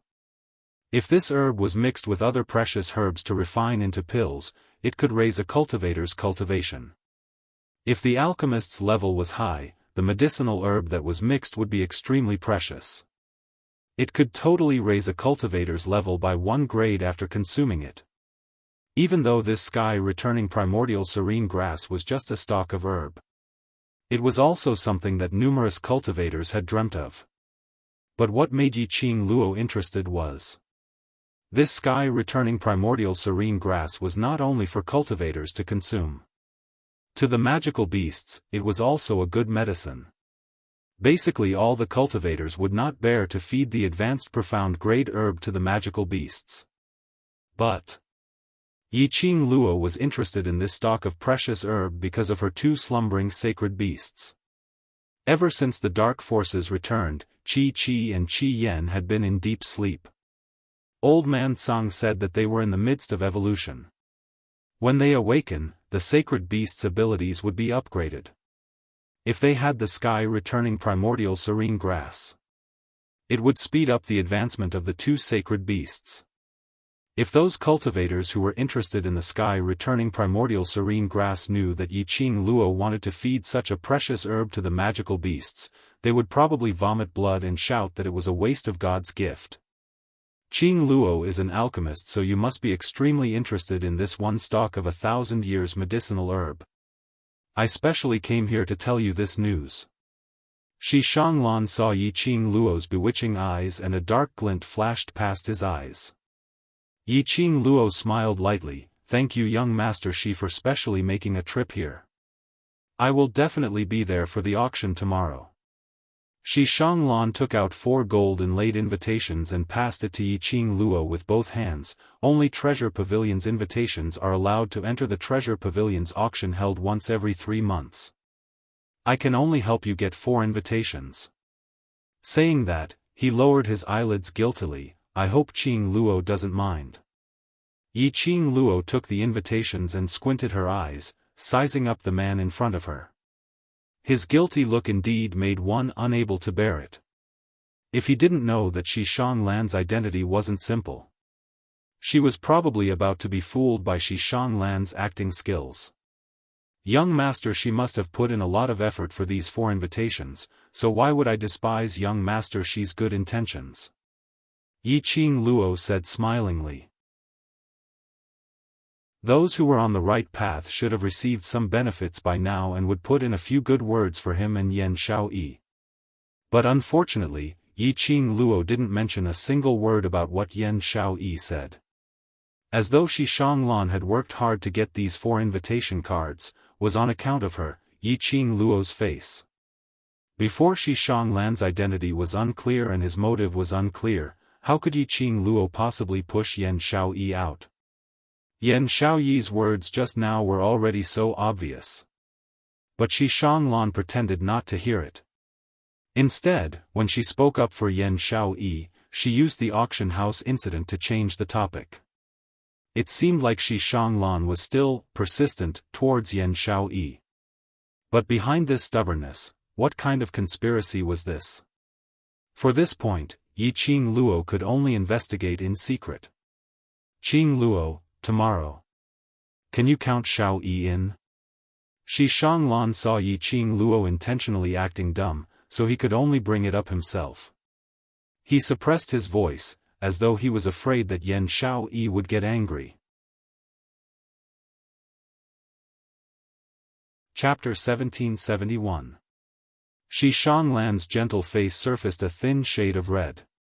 Shi Shanglan was already in his 20s and according to his current status, every single woman around him had at least touched a woman in the past. Now that he revealed an innocent young man's expression, it totally didn't have that kind of pretentious feeling. On the contrary, it made one's heart palpitate wildly. This was indeed a kind of strange charisma. Yiqing Luo concealed the deep meaning in her eyes as she smiled sweetly. If Xiaoyi is willing to go, I will naturally bring her along. Her underlying meaning was also hinting at Yan Xiaoyi's rejection towards him. However, Shi Shanglan was prepared to play dumb till the end. His eyes shone as he replied joyfully, Xiaoyi will definitely be willing. Saying that, he cupped his fists towards the surrounding devil-class students as he spoke gently, my invitation has already been sent, so I won't disturb you all any further. Young Master Shi, it's already noon, why not stay for lunch? We haven't seen each other for a long time, young Master Shi, don't be in a hurry to leave. Young Master Shi, the few moves that you taught us previously, haven't been taught the next few moves. After lunch, can you guide us again? Devil class's students saw that he was about to leave and all of them went forward reluctantly. Their faces were filled with pleading and unwillingness as they tugged at Shi Shanglan's sleeves. Yiqing Luo's lips twitched as she watched. Once again, she expressed her admiration towards that ghost Dr. Shi Shanglan's charisma. Wasn't it just because they stayed in the Shi family's courtyard for a period of time? How did their relationship develop to that of brothers? Recalling the time when they left the Shi family's courtyard, devil class's students seemed to be a little distant towards her. Yiqing Luo's heart thumped. Surely it couldn't be. Shi Shanglan had been brainwashing the devil class's students? Shi Shanglan was tugged by the students as he looked towards Yiqing Luo helplessly, as though he was asking for her opinion. Yiqing Luo maintained her sweet smile as her peripheral vision shot towards Yan Xiaoyi's direction. Before she could reply, devil class's student said, Goddess Xiao Yi, young master Shi specially sent an invitation to boss Qing Luo because of you, you should at least thank young master Shi. One of them spoke up, and the other female students immediately chimed in. That's right, Goddess Xiao Yi. Young master Shi's power isn't limited to the South Waves continent, but he still went to great lengths to obtain 4 invitations for you. How romantic and touching. There were also many female students who clasped their hands together in front of their chests, a look of yearning on their faces. Xiao Yi, just say something and ask young master Shi to stay for lunch. Following that, the male students also joined in the lobbying. Dozens of students surrounded Shi Shanglan and Yan Xiao Yi. The entire Tian residence became extremely lively. Yiqing Luo looked at the scene which had already gone out of control, and in the depths of her charming eyes, there were some hidden rays of darkness. She had underestimated Shi Shanglan's influence on the students of Devil class. When the students of the Devil class were in high spirits, if they were to go against their wishes, it would instead arouse the dissatisfaction of this group of students. Yiqing Luo pursed her pink lips as her gaze shot towards Qiao Jin, who was standing outside the crowd, quietly watching the chaotic scene in front of him. He leaned against a tree and crossed his arms. His expression was calm and indifferent. As though the scene in front of him had nothing to do with him at all. If it wasn't for the forbearance and grief in his eyes, Yiqing Luo would have thought that Qiao Jin really had no feelings towards Yan Xiao Yi. He obviously knew that Yan Xiao Yi didn't like Shi Shanglan. Chapter 1772. Yiqing Luo couldn't understand why Qiao Jin liked Yan Xiao Yi so much. After waiting for some time, Qiao Jin didn't take any action. Those Devil class students who were surrounding Shi Shanglan and Yan Xiao Yi started to lead the tempo with great enthusiasm.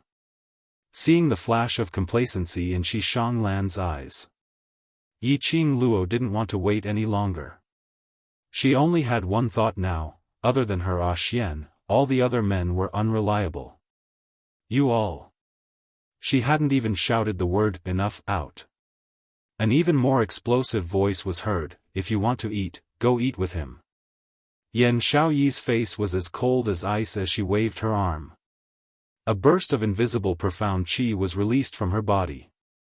The profound qi opened a path for the Devil class students. Yan Xiao Yi walked straight ahead. The Devil class students crowded around her too tightly. Yan Xiao Yi's push made the group of students fall onto the ground one after another. Xiao Yi. Xiao Yi, don't go. Shi Shanglan looked at Yan Xiao Yi's departing figure as he anxiously chased after her. But the students behind him fell onto the ground one by one and he revealed a guilty look as he turned back to help those students up. Are you all right? Did you fall anywhere? Shi Shanglan's concerned voice was as gentle as the spring breeze. His expression was filled with concern. Don't blame Xiao Yi, she's in a bad mood today and I've been pestering her, it's all my fault. Young Master Shi, how could this be your fault? Young Master Shi, don't blame yourself. We all know Goddess Xiao Yi's character. She's just shy. The students rubbed the areas where they fell as they shook their heads, comforting Shi Shanglan. Suddenly, the female student who fell the hardest rubbed her bruised elbow. She looked at Shi Shanglan, who was acting like a humble young master and kept apologizing. The dissatisfaction she felt for Shi Shanglan suddenly gushed out at this moment. Even if she's shy, she can't be like this. Young Master Shi likes her, but that doesn't mean she can trample on Young Master Shi's sincerity. A voice was heard. A few female students who were slightly dissatisfied looked at each other in dismay. I also feel the same way. Goddess Xiao Yi is just relying on Young Master Shi's liking for her. Young Master Shi had painstakingly helped boss Qing Luo to obtain 4 invitations from the treasure-gathering chambers, so it's totally not a problem for Young Master Shi to stay for a meal. Exactly. It's just a meal, don't act all high and mighty. Shi Shanglan's expression was slightly panicked. He suppressed his anger and said, We are all classmates in the same class and also brothers in the same team. You guys shouldn't say that about Xiao Yi. The expression on his face gradually became serious again. No matter how Xiao Yi treats me, I will gladly endure it. I hope that you will not criticize Xiao Yi anymore. This was an action of protecting one's beloved.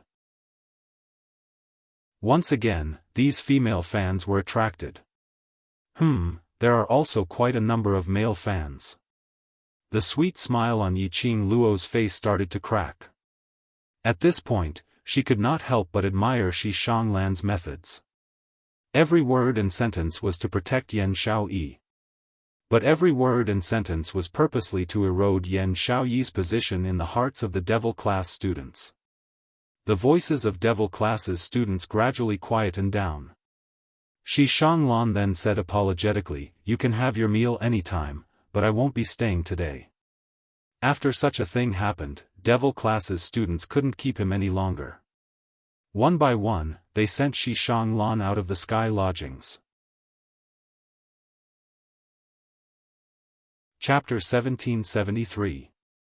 As Yan Xiaoyi left in a rage, Devil Class's students quietly dispersed after sending Shi Shanglan off. Apparently, no one had the mood to eat lunch.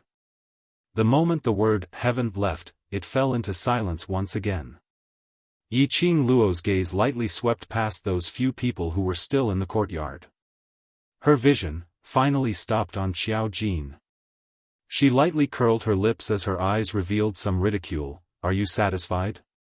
Throwing this sentence, Yiqing Luo had already turned around and walked towards the direction which Yan Xiaoyi had left to. Under the big tree, the man with his arms crossed slowly stood up straight. His hands fell to the sides of his body. He hung his head dejectedly, as his body emitted a thick sorrowful atmosphere. The words which Long Yunzhan and Tong Ziqing were about to say were stuck at the side of their mouths. The duo's vision fell onto Xiao Jin's two arms, on the sleeves which had already been burnt into ashes. Greenish-black bruises were deeply imprinted on his arms. The area which was burnt was the area where Xiao Jin's palms were when he crossed his arms earlier. The bruises were the traces of 5 fingers. It could be seen how much willpower he had expended, before he could endure it, to stand on the same spot without moving. Long Yunzhan and Tong Ziqing exchanged glances, as they saw the helplessness in each other's eyes. They obviously loved each other so deeply. Why must they torment themselves, torment the other party? Yiqing Luo followed the direction which Yan Xiaoyi left towards, as she stopped at the main courtyard's garden, beside a pond. Yan Xiaoyi stood by the side of the pond, as she stared blankly at the pond. Hearing footsteps coming from behind, she immediately turned back. On seeing Yiqing Luo, who was dressed in red, an unconcealable sense of disappointment flashed past her eyes. Yiqing Luo walked up and stood side by side with her. "Not Jin Zi, disappointed?" The young lady whose thoughts were seen through, her expression turned cold, as she immediately turned her face away. "Why are you disappointed?" "No hope, no disappointment." "You can lie to me, but can you lie to yourself?" Yiqing Luo sighed softly. "If you can lie to your own heart, then, I believe you." Yan Xiaoyi pursed her lips tightly, as she didn't reply. Yiqing Luo raised her hand, as she patted her shoulder heavily. "Honestly, have you thought of changing a man to love?"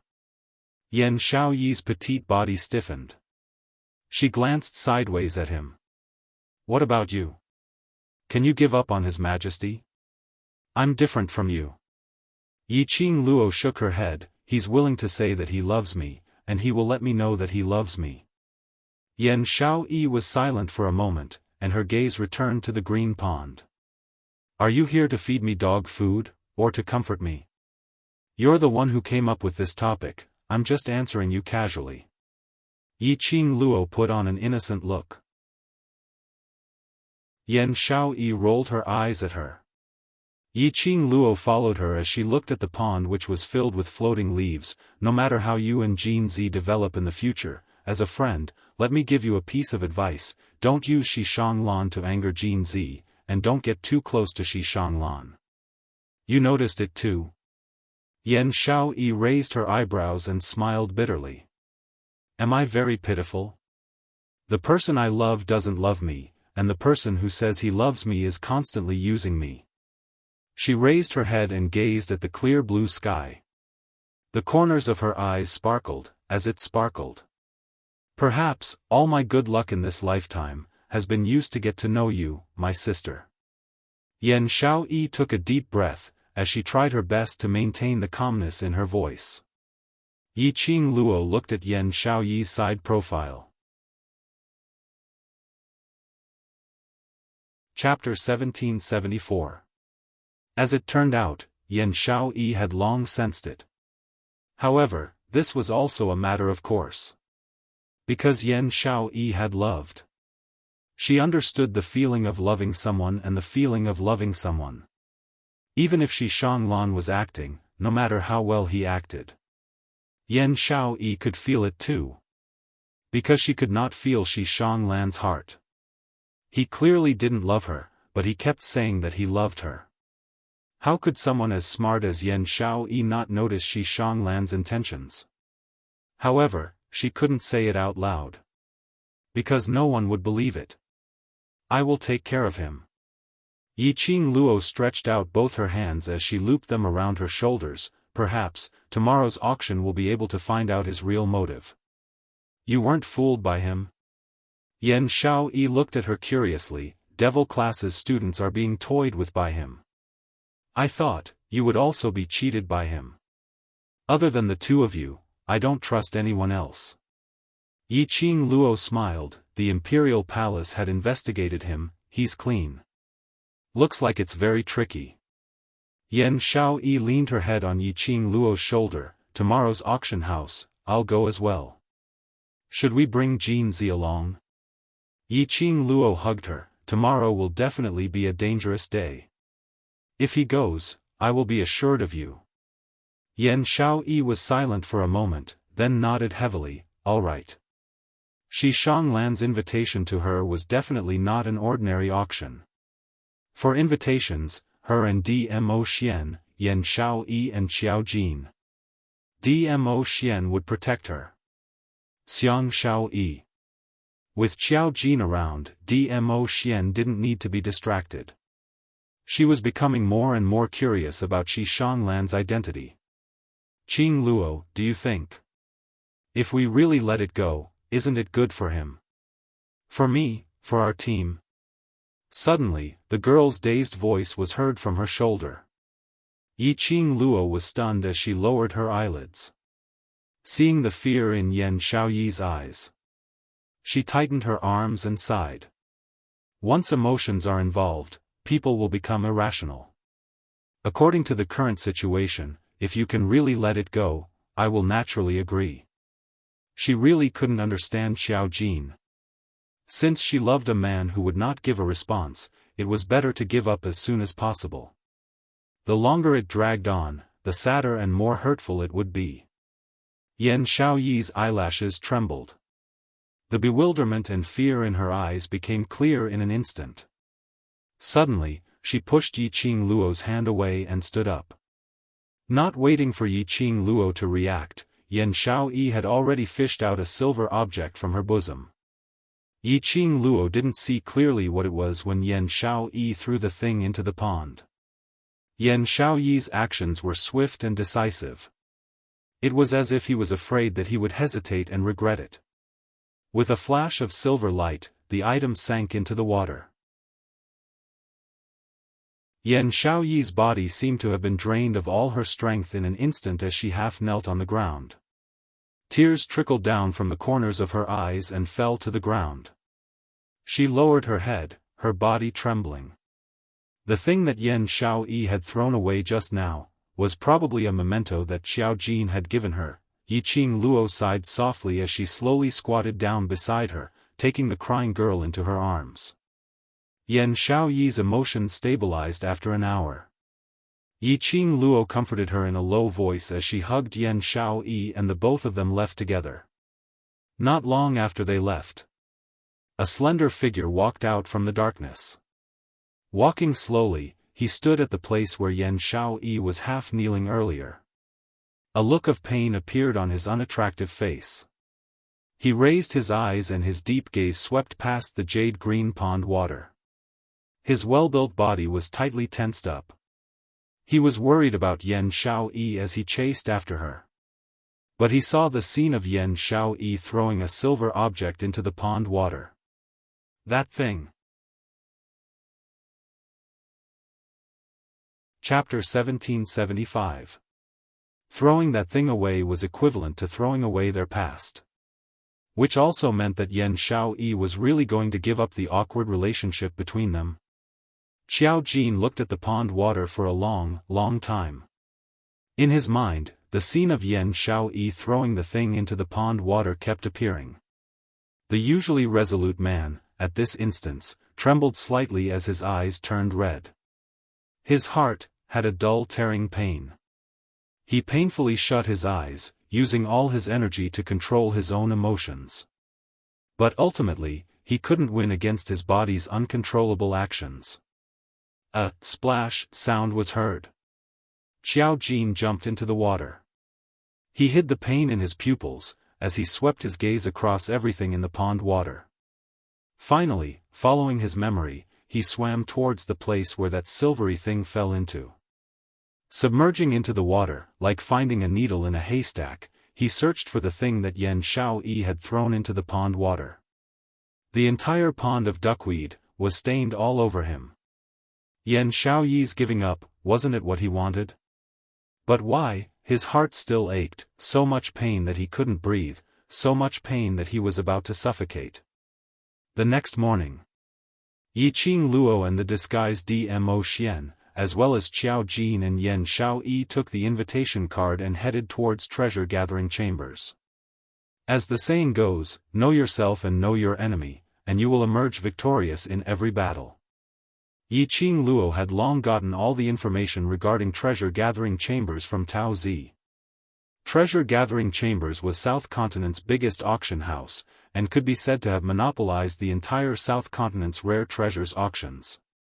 Other auction houses were totally unable to be compared to treasure-gathering chambers. Moreover, this treasure-gathering chambers, other than the two powerhouses supporting it on the surface, rumor had it that the powerhouse behind it was a mysterious large clan. This clan was mysterious. No one in Nirvana realm knew about it. Unfortunately, this mysterious clan couldn't be investigated, and couldn't be offended. It was rumored that a large family from another continent wanted to create trouble at treasure-gathering chambers. Not to mention that they were chased out by treasure-gathering chambers guards.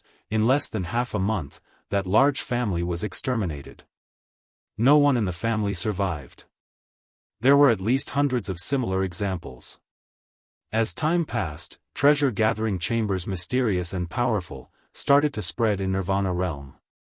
And in a short span of a few years, it had become South Continent, and even Nirvana realm's auction houses. However, this Jubao Pavilion was indeed capable. The auction was held once every 3 months, and the 10 treasures that were brought out every time would set off a wave in every continent.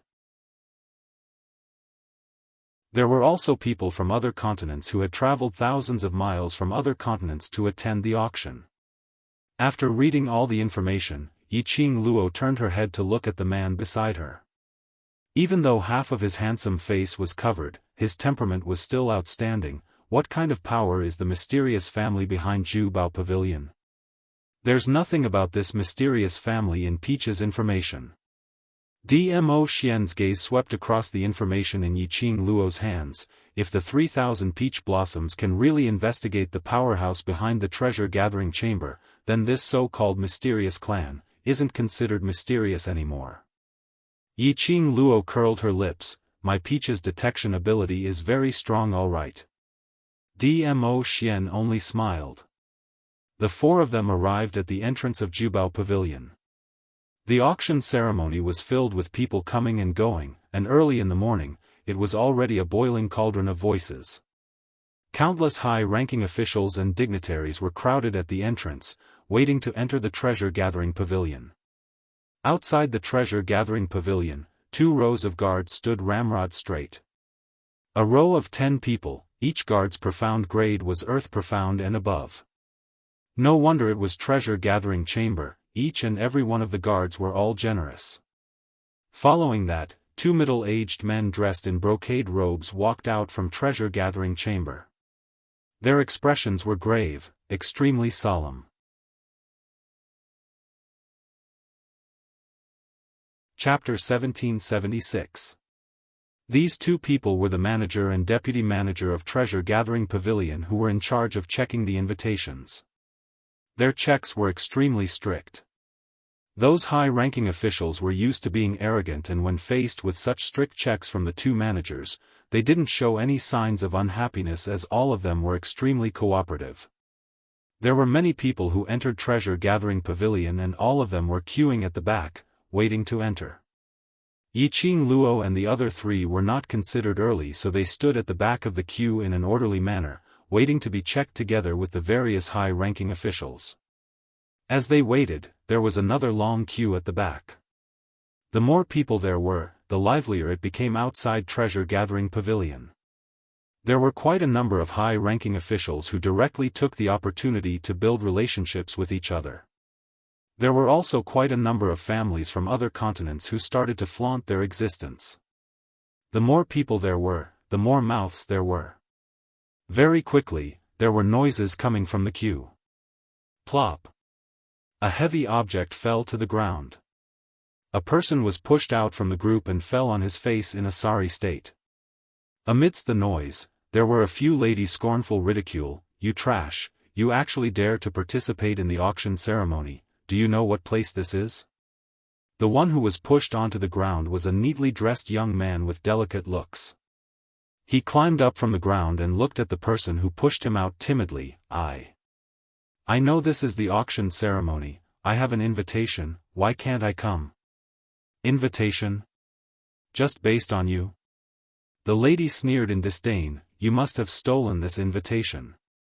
You're just a trash with no background at all, where did you get this invitation from? What's the use of saying so much? Bring his invitation over and we'll know if it's real or fake." Another lady chimed in. When the other ladies heard that, they all nodded their heads in agreement. 4 ladies dashed out from the queue and grabbed the young man's collar as they searched for the invitation on his body. These few ladies were around 15 to 16 years old, while the young man looked like he was 16 to 17 years old. A dispute between the youngsters. The various powerhouses naturally wouldn't stir up trouble. They just treated it as waiting for time to watch a farce. The young man struggled frantically. "What are you doing? Of course my invitation is real, let go of me." His struggles couldn't resist the 4 ladies. Not long after, a woman took out a gold-inlaid invitation card from his body. The woman looked at the invitation in surprise. "This kid really has an invitation? Open it and see if it's his name." Another woman snatched it and opened it. A few heads leaned forward and saw the name on the invitation. Their expressions were a little strange. "He's just a piece of trash. How could he have an invitation? This is an imitation, right?" "That's right, this must be a fake invitation that the little trash made to sneak into the auction." The 4 women looked at each other and smiled, seeing the disdain in each other's eyes. Suddenly, the woman holding the invitation raised the invitation high up and took a step back. "Little trash, you actually dared to use a fake invitation to deceive the treasure-gathering pavilion. Tear up the invitation. Let's see how he's going to lie now." A few girls teased each other, huddled together, and began to tear apart the gold-inlaid invitation. Seeing this, the young man hurriedly rushed forward. "It's true. This is a real invitation. You can't tear it, you can't tear it." But just as he rushed forward, the 4 women lifted their legs and sent him flying. The young man was so anxious that his forehead was full of sweat. He rushed forward and wanted to snatch it again. However, those women seemed to be playing with puppies.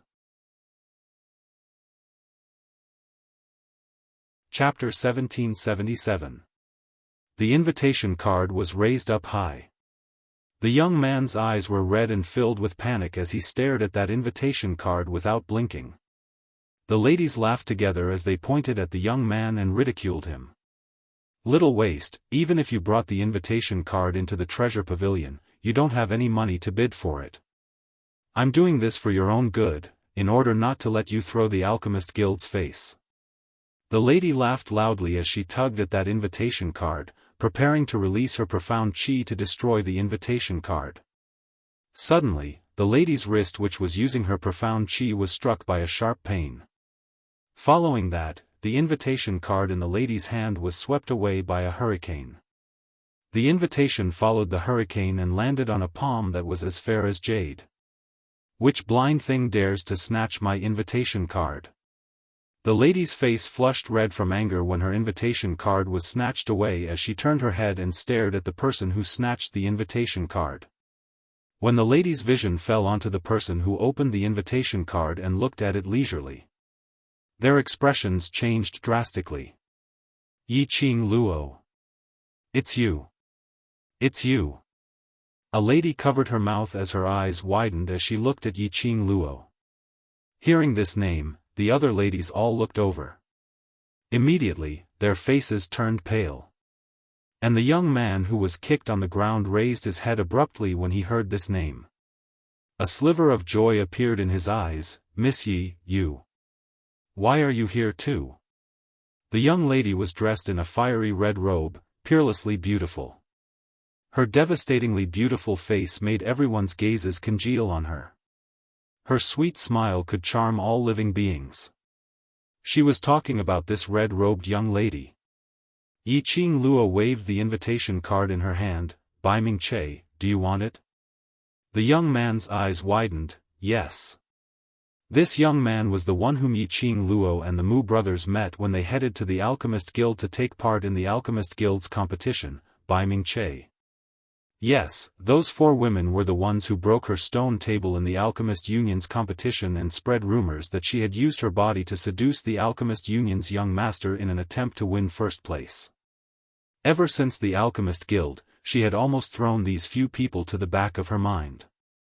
She had not expected to meet them in the South Continent. These people were still as arrogant as ever. "If you want, use them to exchange." Yiqing Luo's lips curled upwards as she raised her eyebrows with a smile which didn't look like a smile. They was obviously referring to these 4 women. Bai Ming Che's expression changed. How can I take it? Use your hands." Yiqing Luo held the invitation between 2 fingers. "Of course, if you don't want this invitation, then you can turn around and leave." "I want. Of course I want it." Bai Ming Che said hurriedly, his handsome face full of anxiety and uneasiness.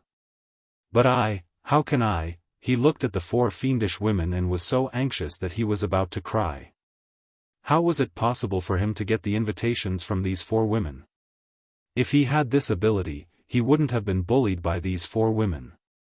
Yiqing Luo shrugged her shoulders. "If martial arts don't work, then poison. Anyway, as long as no one dies, we can play however we want." "Poison?" Bai Ming Che was startled. Her clear and pure eyes blinked. That's right. He couldn't defeat these 4 women, but he was an expert in refining pills. His alchemy innate talent was much stronger than these 4 women. As long as he knew his limits and didn't kill them, wouldn't he be able to solve the problem by poisoning them?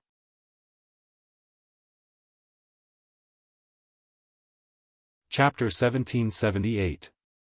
The 4 ladies' faces sunk as they pointed at Yiqing Luo and started scolding her. "Slut! What did you say? You hit me and still dare to let this little waste poison us? Do you believe that I will not let you see tomorrow's sun?"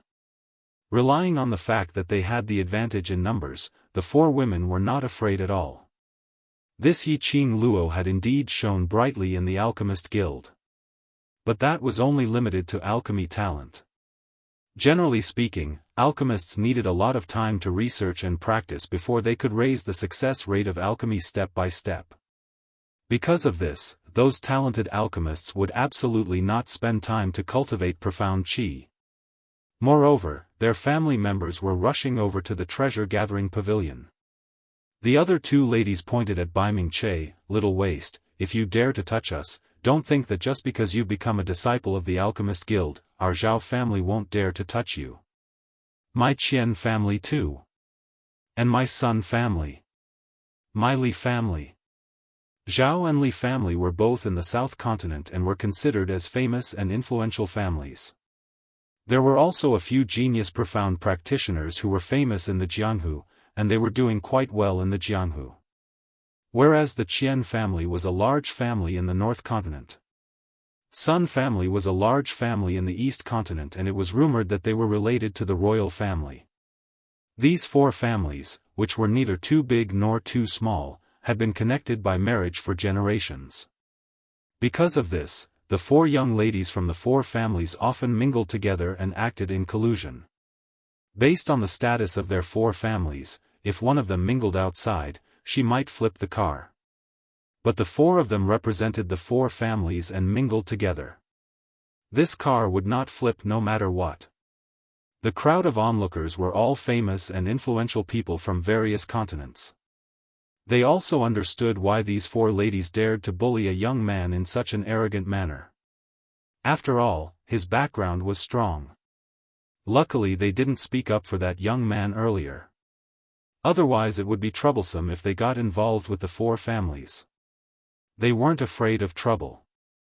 It was mainly because they didn't want to stir up trouble. Everyone's gazes looked towards Yiqing Luo, who had stepped out to stop them.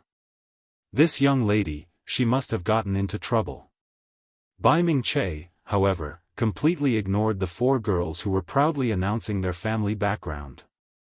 He stared at Yiqing Luo as his eyes sparkled. "Miss Yi, is what you said true? Then I'll do it, okay? And, don't worry and do it boldly. If anything happens, I will take responsibility." Yiqing Luo waved her hand generously. The two of them completely ignored the group of four who were so proud of themselves. Zhao, Qian, Sun, and Li froze on the corner of their lips. You too. This lady will definitely teach you a lesson." However, their clamoring simply couldn't stop Bai Ming-che's approaching footsteps. Miss Sun stared at Bai Ming-che's hand. You are a disciple of the Alchemy Union. If you poison innocent people, you will be violating the Alchemy Union's rules. The other three ladies nodded in agreement. Yes.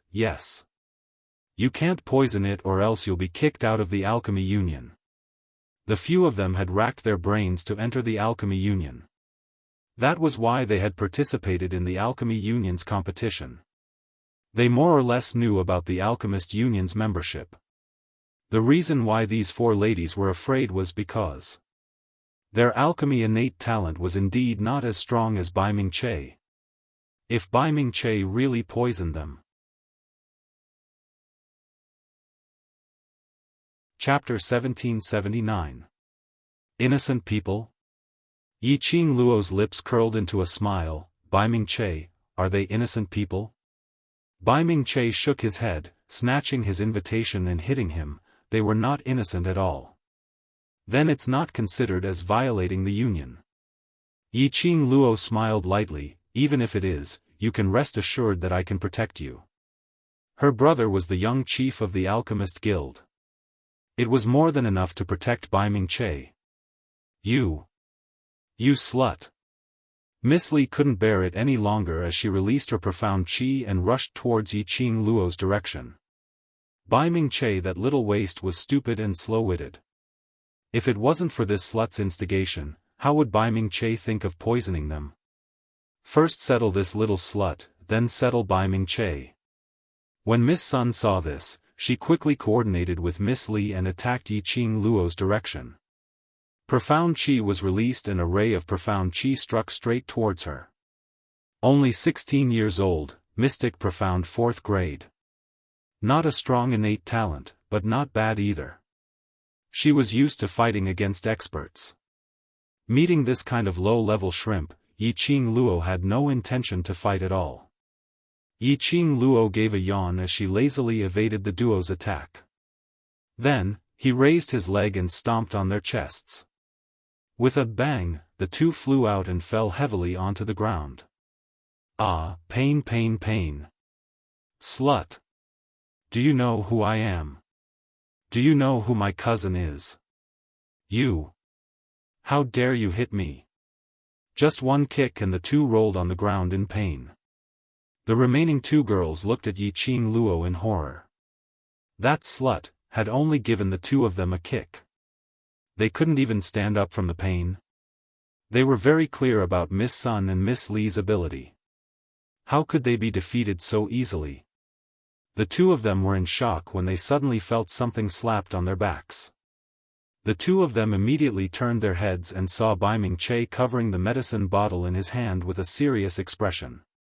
Miss Zhao and Miss Qian's faces changed.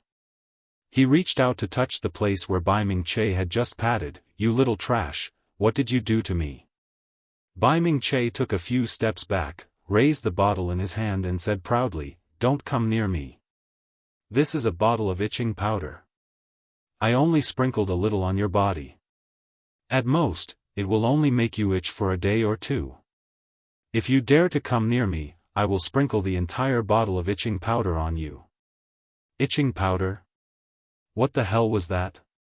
If you drink this bottle, you will probably scratch your own skin until it festers, and only death can release you.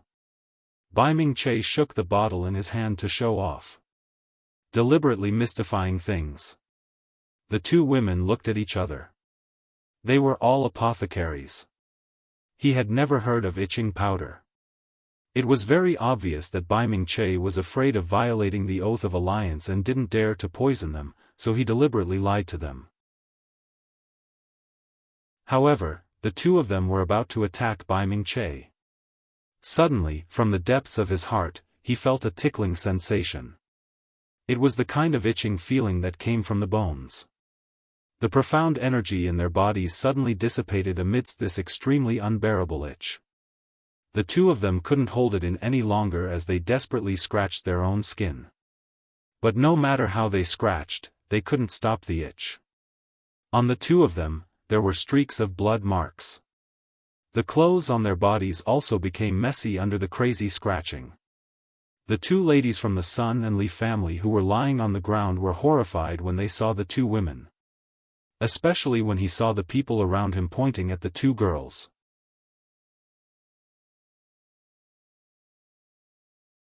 Chapter 1780. What a joke. They didn't want to be drugged with some tickling powder. Just by looking at the two ladies, they knew that it was definitely not a good feeling. They might as well faint on the ground.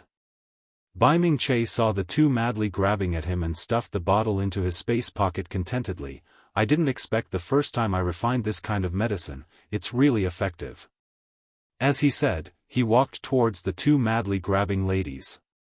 The ladies saw him coming and were so scared that they wanted to escape. Take out your invitations. Give me the invitation. Bai Ming-che chased after them. The two ladies were scratching their hearts. How could they outrun Bai Ming-che? After Bai Ming-che caught up, he searched for the invitation on their bodies.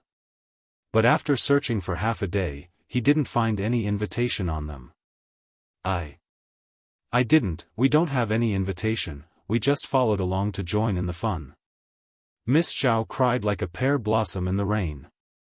After that, Bai Ming-che went over to the two ladies.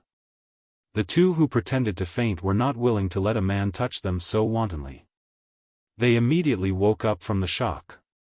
But the result was the same, they didn't have any invitation on them. The crowd was in an uproar. It turned out that these four ladies didn't have any invitation on their own. Seeing that Bai Ming-che had an invitation, they purposely came to find trouble. Zhao, Qian, Sun and Li cried until their eyes were hazy, as they huddled together.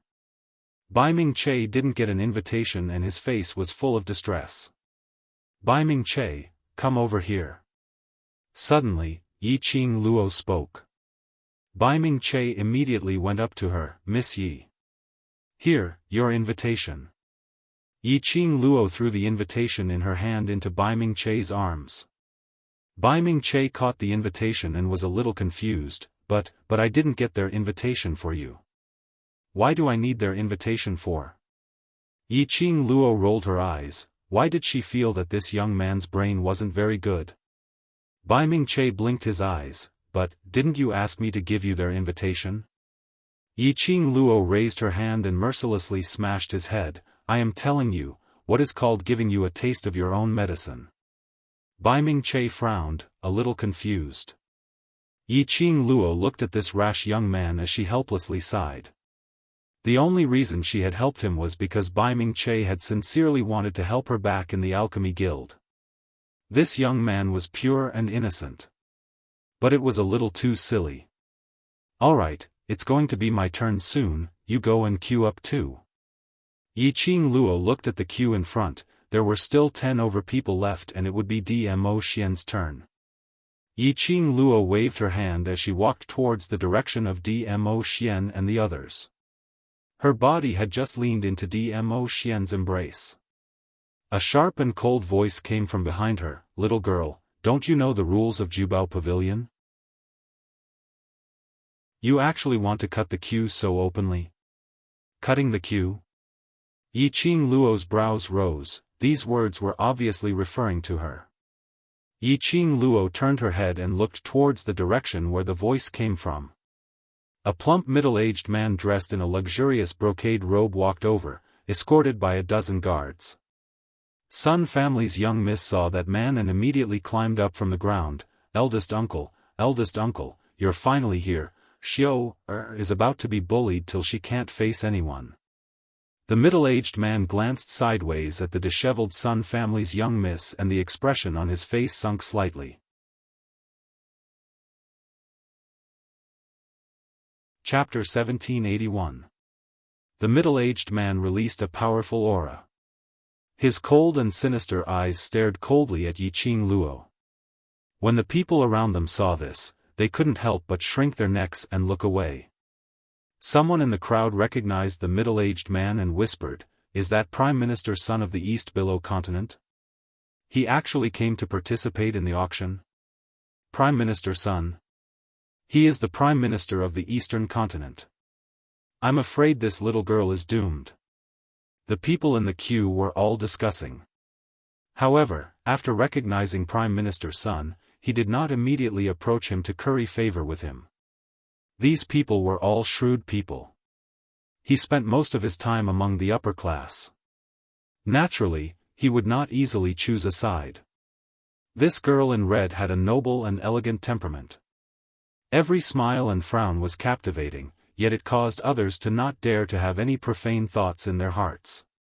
Furthermore, even after knowing that the other party was Zhao Qian's granddaughter and the young miss of the 4 clans, he still showed no signs of fear. It could be seen that the young lady's background was not inferior to those 4 young ladies. He just didn't want to talk about this girl. She then turned to look at the young man who looked like an idiot. She had just heard the 4 young ladies say the words, Alchemy Union. The Alchemy Union. That youth was from the Alchemy Union. Even if the monarch of the Eastern Continent came, they wouldn't dare to pick a side easily. Hearing those discussions behind her, Yi Qing Luo's slender brows rose as she looked at Prime Minister Sun with a smile which didn't look like a smile. "Oh then, Treasure Gathering Pavilion is the place for your Sun family to behave atrociously? You!" Prime Minister Sun's face was filled with rage, his face filled with dignity. "Little girl, this old man is not going to argue with you. This Treasure Gathering Pavilion has its own rules. You cutting the queue is a violation of the rules." Yi Qing Luo touched her chin as a crafty arc appeared in her eyes. "Did I cut the queue? How come I don't know?" She then covered her mouth in shock, her eyes filled with innocence. "So Prime Minister Sun has eyes of 1,000 miles and saw me cutting the queue from 1,000 miles away, so he specially rushed over to teach me the rules of Jubao Pavilion?" Pfft! The people in the queue could not help but laugh out loud. This young lady was indeed not someone to be trifled with. It was obvious that she was mocking Prime Minister Sun for trying to bully her and deliberately make things difficult for her. He was also mocking Prime Minister Sun for being disrespectful. A person from the East Water continent actually came to interfere in the matters of the treasure-gathering pavilion. Prime Minister Sun's face darkened. He strode towards Yiqing Luo with a burst of valiant pressure, pressing down on Yiqing Luo's nerves from all directions. A pair of sinister eyes, revealing a biting cold warning light. Trying to use his own aura to scare Yiqing Luo. Yiqing Luo was all smiles as she raised her head to look at Prime Minister Sun, who was blowing his beard and glaring at her. "That's right, Prime Minister Sun, are you here to take part in the auction? Then you have to take out your invitation first to prove that you are someone with an invitation and status." Prime Minister Sun furrowed his brows as a trace of surprise flashed across his eyes. He couldn't help but feel suspicious. This little girl, who exactly was she, to think that Zhang Xian was so fearless in the face of his oppressive might? She could even tease him with a smile. Ridiculous. A guard behind Prime Minister Sun scolded, "Prime Minister Sun is the Prime Minister of a country, so of course he has an invitation. Who do you think you are? How dare you question Prime Minister Sun's status?" Yiqing Luo was innocent. "Your young Miss Sun is also from the Sun family, but doesn't she have an invitation as well, so why is she still here?" She blinked her eyes.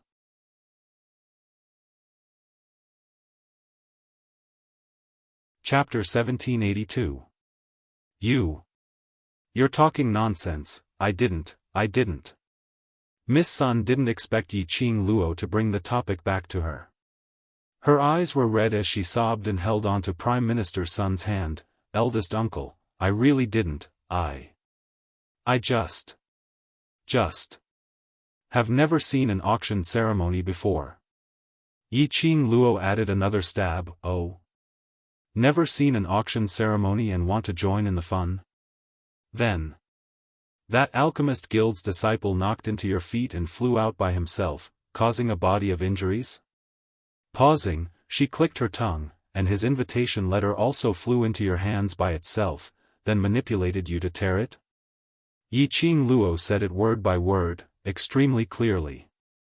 Especially when she intentionally emphasized on the word himself. The people in the queue could no longer hold back their laughter when they heard Lin Fan's words. Miss Sun's face flushed red. She grabbed onto Prime Minister Sun's sleeve tightly, hoping that her eldest uncle could teach Yiqing Luo a lesson on her behalf. However, when Prime Minister Sun heard Alchemist Guild's disciple, his eyes sunk and the gaze he shot towards Bai Mingche was filled with a deeper meaning. Yiqing Luo saw the change in Prime Minister Sun's emotions. Her lips curled as she revealed a teasing smile. She wasn't afraid of creating trouble. South Continent, the headquarters turf. She had the headquarters vice president backing her up, so there was nothing to be afraid of. "Eldest uncle." Seeing Prime Minister Sun not saying a word, Miss Sun carefully called out to him. Following that, she winked at her sisters. They were all in cahoots with each other, so the other three naturally understood Miss Sun's meaning. Zhao and Qian family's young ladies were still desperately grabbing their own bodies. "Prime Minister Sun, this slut is simply spouting nonsense. She dares to instigate the Alchemist Guild's disciple. She totally doesn't put us, the Zhao, Qian, Sun and Li families in her eyes." Miss Li also held her chest. "The person who created trouble is her, she was the one who hit us. It was that Alchemist Guild's disciple who poisoned us." The few young ladies all treated Prime Minister Sun as their last hope.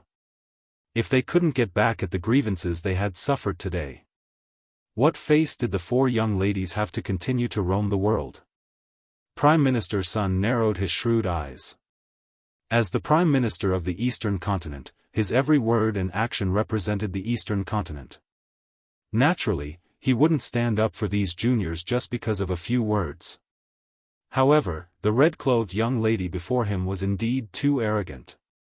He was insolent and arrogant.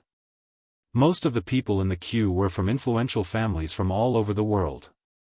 If he took a step back here today, in the future, the Sun family would be a joke in the pugilistic world. Prime Minister Sun couldn't afford to lose face like this. Prime Minister Sun thought to himself, thinking about how to solve this problem. Suddenly, a group of people walked out from within the treasure-gathering pavilion. The ones in the lead were a boy and a girl who were only 16 or 17 years old. Behind them were 10 guards in uniform and 2 white-haired, dignified old men. When this group of people appeared, the 2 stewards and the 20 Earth Xian guards who were examining everyone's invitation bowed respectfully to the young man and woman. Young Master Shi, Miss Shi. The appearance of these 2 young men immediately attracted the attention of many people. Many people greeted the 2 of them.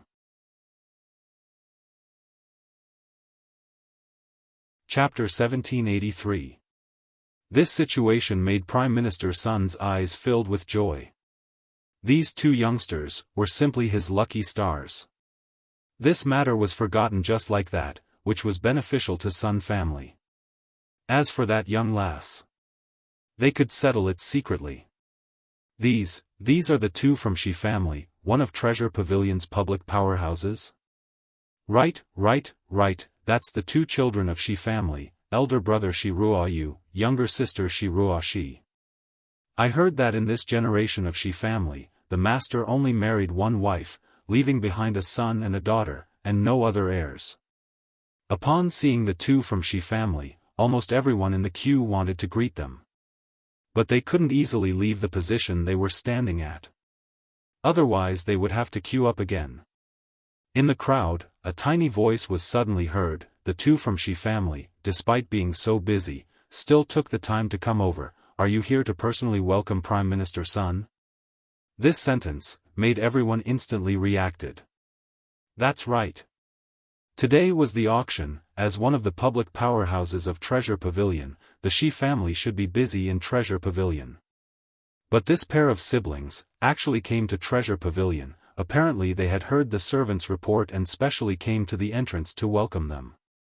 Of all the people present, the one with the highest status was Prime Minister Sun, who came from the East Continent. Shi family's siblings were obviously here to welcome Prime Minister Sunday. Everyone instantly forgot about the matter of Prime Minister Sun suffering a setback in front of Yiqing Luo. They all casted envious gazes towards Prime Minister Sunday. To be able to make the Shi family's siblings to welcome him personally, he must be a respectable person whom Treasure Pavilion recognized. Which meant to say, Prime Minister Sun's status in the future would also rise because of this. Prime Minister Sun was originally puzzled. He had never had any dealings with Treasure Pavilion, nor had he interacted with the Shi family. Why would the Shi family's siblings come out personally to welcome him? But in front of the various powerhouses, they were envied by everyone. Prime Minister Sun's suspicious heart slowly expanded. What everyone said seemed to make sense. He was after all the Prime Minister of East Continent. The Shi family's siblings took the initiative to express their goodwill, probably because they had their eyes on East Continent's powerhouses and wanted to befriend East Continent, so they specially fawned on him. With this in mind, Prime Minister Sun straightened his back and displayed his authority as a Prime Minister. The embarrassing situation caused by the little girl just now also disappeared in an instant. When the Shi siblings looked at Prime Minister Sun, their expressions were filled with unconcealable joy. Immediately, Shi Ruoxi released Shi Ruoyu's arm and trotted forward. Shi Ruoxi was petite and looked like a little lowly. Prime Minister Sun was stunned by Shi Ruoxi's enthusiasm, but he quickly regained his senses. He extended his arms towards Shi Ruoxi and revealed an extremely amiable smile. Shi girl, slow down. Grandfather doesn't know how to. Before he could say the word run, the little girl in the scarlet dress ran past Prime Minister Sun and quickly ran behind him. Prime Minister Sun, everyone in the queue, what was going on? Did Miss Shi run so fast that she ran over her head and didn't manage to stop? Then, they saw Shi Ruoyu slowly walk past Prime Minister Sun, who had his arms outstretched and was frozen on the spot. It was understandable that Miss Shi hadn't been able to stop in time. But where was young Master Shi? Just as everyone was in a daze, passing Prime Minister's son and staring at the Shi siblings. Shiruashi cried out in joy, "Sister Qing Luo, you're here too."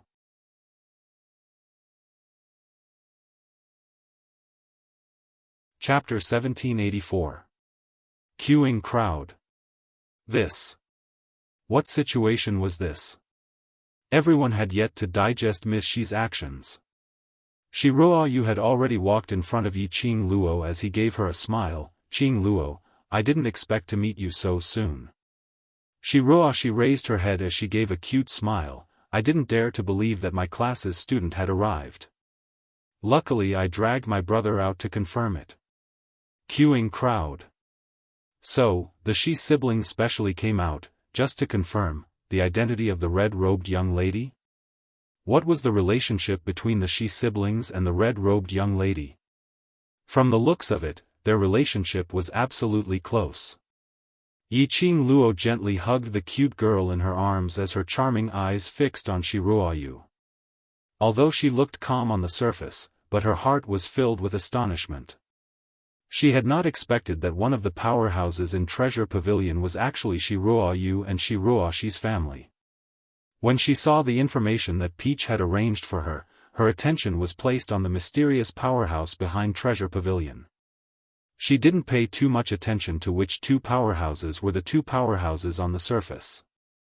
"Qing Luo, if I knew that you were interested in the auction, should have gone to the main courtyard earlier to look for you," Shiruo said warmly as his gaze surveyed Yi Qing Luo. "Devil class's brothers didn't come over? Why don't I prepare more invitations and send them over to the main courtyard?"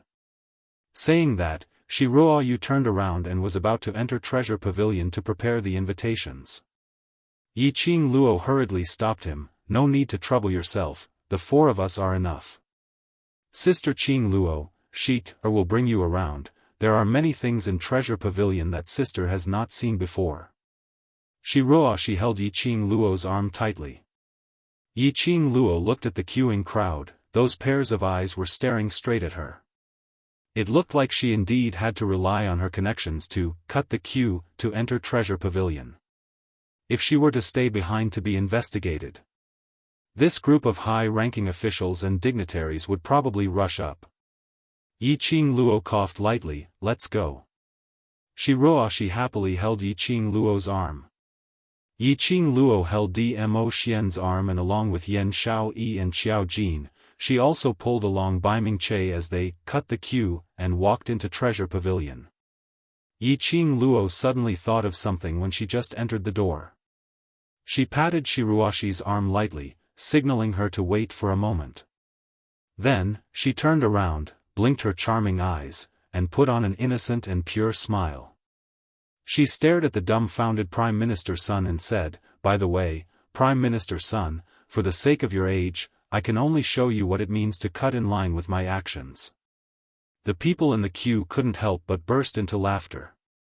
This Prime Minister's son was too much of a bully. This wasn't the East Wave continent. How could a Prime Minister of the East Wave continent dare to cause trouble in the South Wave continent? Slander Yi Qing Luo for cutting the queue? Now, someone was cutting the queue openly for you to see, and you couldn't even be angry. This was a resounding slap to the face. He thinks that he is the Prime Minister of the East Wave continent and wants to put on airs in the South Wave continent. It is understandable that the juniors are insensible and domineering, but he is already so old. Where does he get his face from? What young lady cutting the queue? From what I see, he just wants to stand up for his arrogant and despotic niece.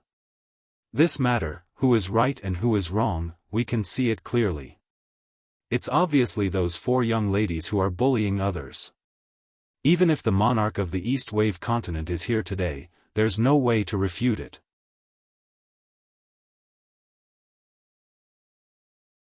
Chapter 1785. Anyone with discerning eyes could tell who was the real big shot. Ha ha ha. Earlier Prime Minister's son really thought that the Shi siblings were here specially to welcome him. Right, he even called Miss Shi lass. He's indeed someone who mingles in the imperial court. This ability to turn hostile is really unparalleled. Just a moment ago he was still threatening that red-robed young lady, and the next moment he turned into an amiable old grandpa. Ha ha ha. I laughed my head off. His words reminded everyone of Prime Minister Sun's arrogant and smug look just a moment ago. All of them couldn't help but burst out laughing. Prime Minister Sun's face turned green and red from everyone's laughter. Everyone's gazes were like torches. Prime Minister Sun was both ashamed and embarrassed. But he couldn't flare up at the surrounding people. At this moment, if he was enraged, it would definitely cause the crowd to rebound. He stared fiercely at the four ladies who didn't dare to say a single word as his heart was filled with extreme hatred. If it wasn't for these four juniors, how would he be so embarrassed today? That red-robed young lady. He must cut her into pieces. Right, aren't you curious about that red-robed young lady's identity? She looks like she's only 14 or 15 years old, but her aura is so strong. And she even made the Shi siblings treat her with respect, surely. She's that mysterious powerhouse's daughter behind Treasure Gathering Pavilion? That's not right. Earlier the Shi siblings seemed to have called her something. There's too many people and it's too noisy, so I didn't hear it clearly. I think they called her Qing Luo. Right. That's Qing Luo. After this sentence was said, immediately, the bustling crowd outside Treasure Gathering Pavilion fell into a dead silence. Immediately following that, it suddenly started to boil like boiling water. Qing Luo? That Heavenly Academy devil classes Yi Qing Luo? The blazing flame nest who saved the various academies, and just based on one person's ability, she killed the King of Darkness's conspiracy and informed the Imperial Palace about the Dark Forces base camp, allowing the Imperial Palace's men to exterminate the Dark Forces. Yi Qing Luo? I heard that the Shi siblings are in Universe Academy. They're also the students who followed Master Gue Wu into the blazing flame nest. Shi siblings are so friendly towards Yi Qing Luo, it should be because she saved their lives in the blazing flame nest. Right, that person must be Yi Qing Luo. The main academy's director had personally admitted that student Yi Qing Luo is their hero.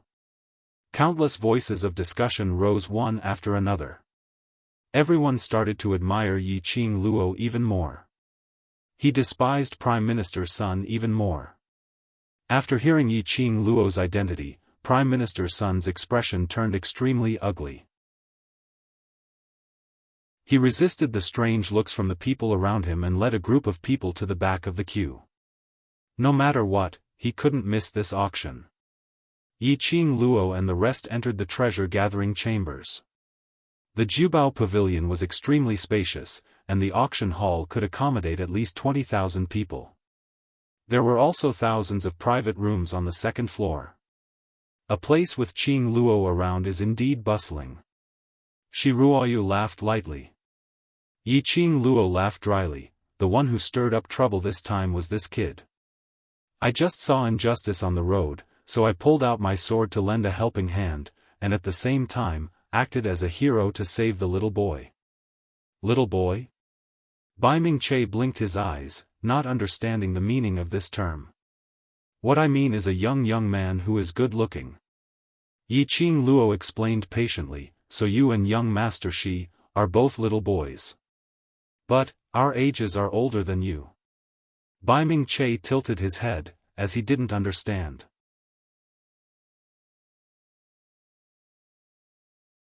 Chapter 1786. Seeing that Yi Qing Luo was so deflated that she couldn't refute. The few of them couldn't help but chuckle. Right at this moment, a white-browed old man in a white robe came looking for Shi Ruoyu. He seemed to have some urgent matter that required Shi Ruoyu to personally deal with. Brother, go ahead and busy yourself, Sister Qing Luo has me to accompany her. Shi Ruoyu waved her hand, apparently not intending to help in managing this auction. Shi Ruoyu looked helpless, but he couldn't hide the love in his eyes. He whispered to the elderly man for a while and immediately looked towards Yi Qing Luo. Qing Luo, I'll leave this mischievous sister of mine to you. Only you can control her. Yiqing Luo looked at the little girl who was glued to her as she nodded with a light smile, "Go ahead and busy yourself." Shi Ruoyu nodded and was about to leave. Suddenly he thought of something as he turned his head to look at Yiqing Luo. "Your brothers are all outside, do you really not need me to invite them in?" Yiqing Luo was slightly stunned, he actually found out. That's right, among the people who were queuing up just now, from time to time, he would come out to defame Prime Minister Sun, and from time to time, he would set the pace. Other than the group of students from the devil class who came to join in the fun, who else could it be? Yiqing Luo had interacted with devil class's students for such a long time, so naturally she was able to recognize their voices at the first instance. That group of youths who wished for the whole world to be in chaos really followed her philosophy of not paying with their lives. With those brothers here and Prime Minister Sun outside, if he insisted on attending the auction, he was afraid, he wouldn't have it easy. At the very least, Prime Minister Sun's image in the eyes of the public was about to collapse. Yiqing Luo laughed lightly as she shook her head, "Just let them watch the show from the outside. The four of us have already walked in so openly through the back door. If we bring a few more brothers in, you won't be able to explain to the others." The trip to the auction house today was suggested by Shi Shanglan. It also indicated that something unexpected would happen at the auction today. The four of them were in the treasure-gathering pavilion and could escape at any time. As for the other brothers, stay outside and provide support at any time. After Shi Ruoyu left, Shi Ruoshi pulled Yiqing Luo's hand as she excitedly introduced some of the rare things in Jubao Pavilion to her. Looking at the little girl's sparkling eyes, Yiqing Luo could tell that this lass was sincere, treating her as her sister. His wife had always been dominated by a little girl. A certain venerable sovereign expressed his displeasure. With a gloomy face, he followed behind Yiqing Luo. His long and narrow peach blossom eyes stared at Yiqing Luo's back with extreme bitterness. However, his wife was so amused by the little girl that she did not notice his mood at all.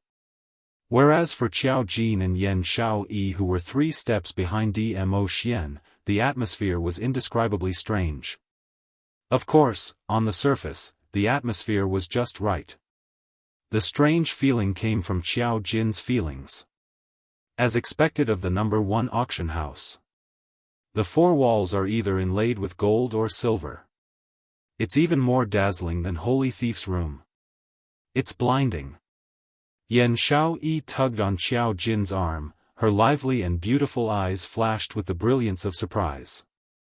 *tch Jin, if we take all these things back, wouldn't Holy Pirate laugh like crazy? Qiao Jin looked at the slender hand on his arm, and his eyes dimmed. Not getting a response, Yan Xiaoyi seemed to be rather annoyed as she raised her fist and punched the back of Qiao Jin's head, *ck. Slut Jin, I'm talking to you. How dare you ignore me? *tch Jin. Qiao Jin was slightly dazed. How long had it been since she called him *tch Jin?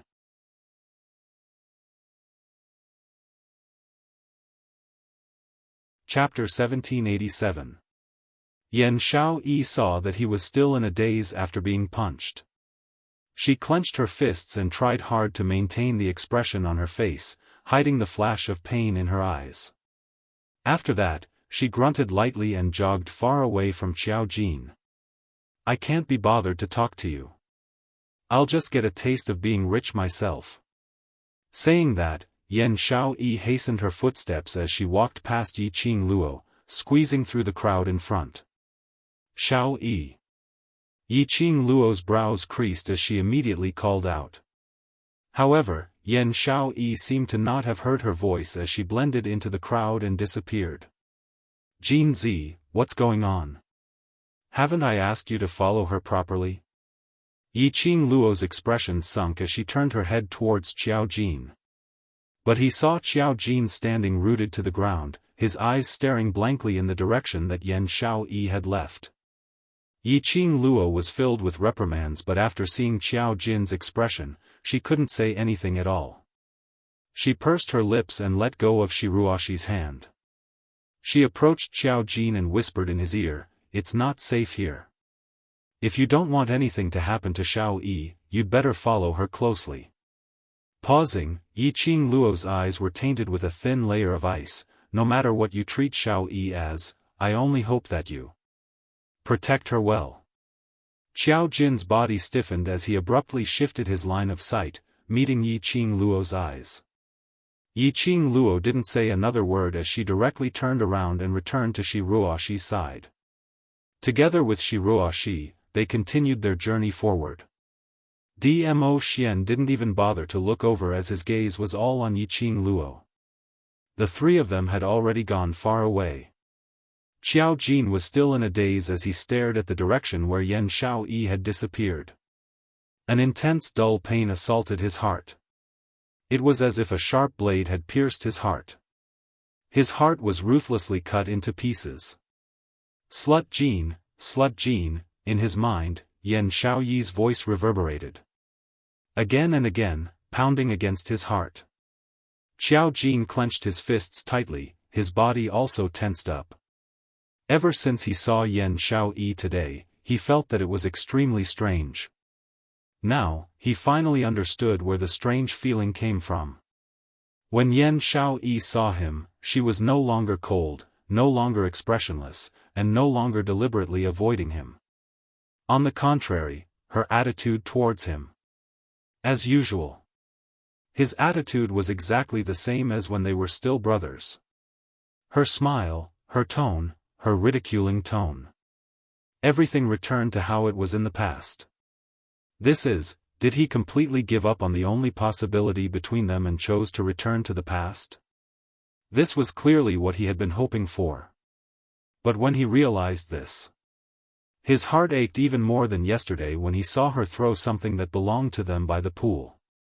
"It's not peaceful here today. I only hope that you can protect her." Yiqing Luo's deep and solemn voice surfaced in his mind again. Xiao Jin's eyes suddenly turned cold. That's right. Today, the treasure-gathering pavilion was destined to not be peaceful. He couldn't let Yan Xiao Yi leave alone. He had to protect Yan Xiao Yi. Xiao Jin took a deep breath and forcefully suppressed the piercing pain in his heart as he swiftly charged into the crowd, searching for Yan Xiao Yi's figure. Yiqing Luo followed Shiruashi as they circled around some of the places in Jubao Pavilion which were meant for people to admire. Other than the storage of treasures and some private areas of Jubao Pavilion, they had never been there. He had basically finished touring the Jubao Pavilion.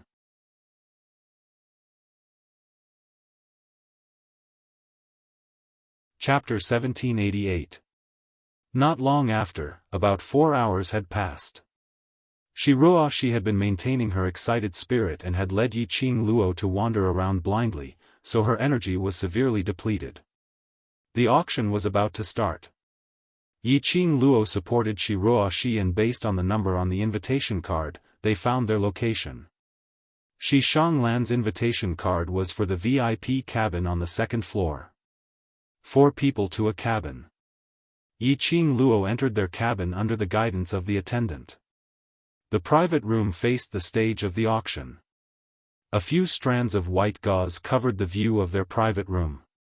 There was a square mahogany table with exquisite desserts, delicious fruits, and fragrant green tea on it. 4 chairs, under the veil, stood side by side. Seeing that his miss had followed them into the private room, the page boy quickly brought a chair over. Shiruashi was so tired that she laid down on the chair to rest. Yiqing Luo walked to the front of the white veil and lifted it.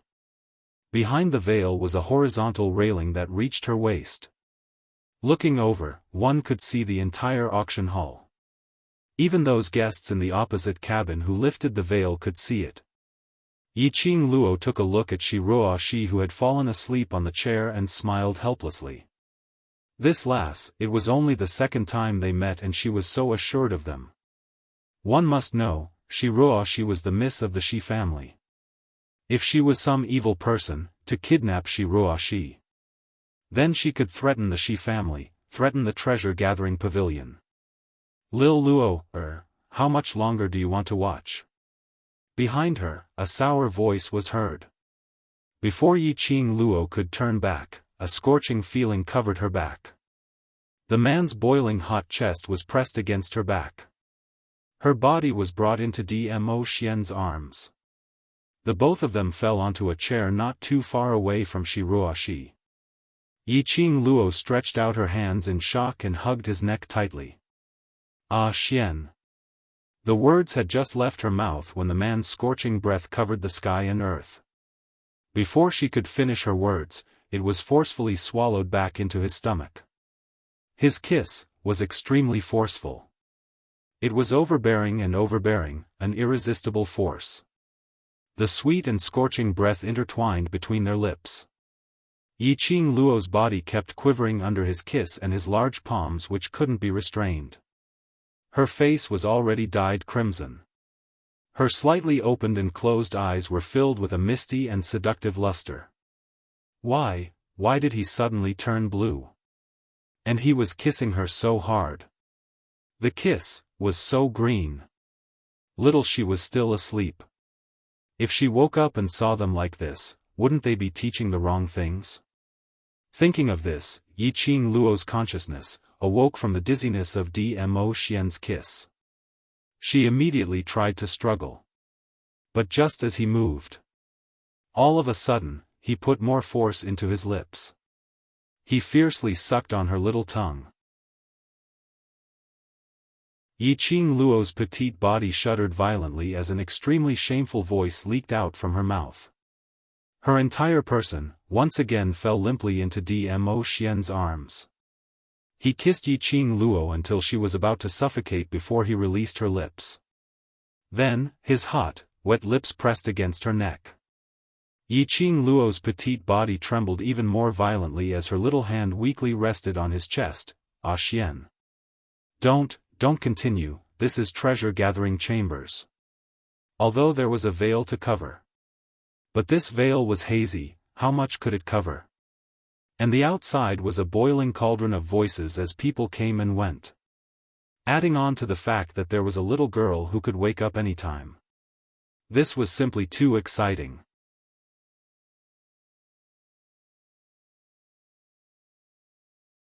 Chapter 1789.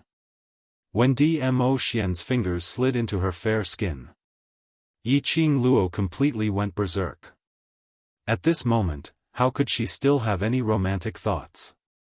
She raised her fist and smashed it hard on Dmo Xian's head. Her whole body turned soft. This punch was slow and powerless. Dmo Xian easily grasped her fist.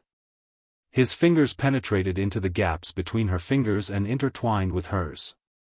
However, Dmo Xian stopped the action of igniting the fire on her body. Ah Xian, you also need to look at the occasion. Yiqing Luo blushed and stared at Dmo Xian resentfully. Dmo Xian stared straight into her eyes. His peach blossom eyes carried a pool of spring water. His charm was extremely seductive. Yiqing Luo's little heart was easily teased to the point of thumping madly. She suppressed her wildly beating heart and struggled to get out of his arms. Ah Xian, calm down, she hadn't finished her words. Her body suddenly leaned forward. She was embraced by Dmo Xian. His arms tightly wrapped around her waist. The man pillowed on her shoulder and his low, husky voice revealed his suppressed emotions. Little Luo, I am jealous. Jealous? Yiqing Luo's eyes widened. In my eyes, Shi Ruoyu is just a brat, not him. Dmo Xian raised his head, his enchanting peach blossom eyes fixed on Yiqing Luo. In his eyes, there were some indistinct grievances. Yiqing Luo felt a chill down her spine, her little hand supported his chest and pulled apart the distance between them. I am not flirting. Her sincerity towards her Ah Xian was witnessed by heaven and earth. How could she make Ah Xian jealous? And make him feel aggrieved? This style, it was totally different from her Xian. I don't like your sight on other people, even women. After Dmo Xian finished this sentence, he seemed to be aware of his embarrassment and tightened his arms, hugging Yiqing Luo tightly. Yiqing Luo's widened eyes slowly contracted. A pair of charming eyes were stained with a sweet smile. So, Xian was jealous of little Shi. However, that was indeed the case. Ever since she met Xiao Shi, she had been pestered by Xiao Shi and had no chance to speak to Dmo Xian. If it was her, Dmo Xian dared to give her the cold shoulder because of his own friend. She had long flown into a rage and asked Dmo Xian to live with his friend. But he had always endured it. He followed behind her silently. It was only when Shiruashi fell asleep from exhaustion that he vented his dissatisfaction in this way. This man, she was really too cute. Yiqing Luo rubbed her head against his chest. It's my fault, I didn't consider your feelings, there won't be a next time. Her obedient attitude of admitting her mistake pleased Dmo Xian. Dmo Xian lowered his head and kissed her hard on her lips. His slender fingers held her chin.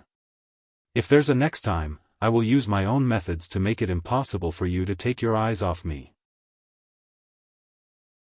His smile was incomparably devilish and seductive. His shimmering peach blossom eyes were overflowing with the warmth of spring. Yiqing Luo's heart tightened. Behind his smile, why did it make her feel? He felt a chill run down his spine. Her waist was inexplicably sore. Her legs were inexplicably weak. What kind of omen was this? Yiqing Luo's long curly eyelashes fluttered as her cheeks suddenly turned crimson red. You're flirting with me again. Suddenly, she understood what Dmo Xian meant.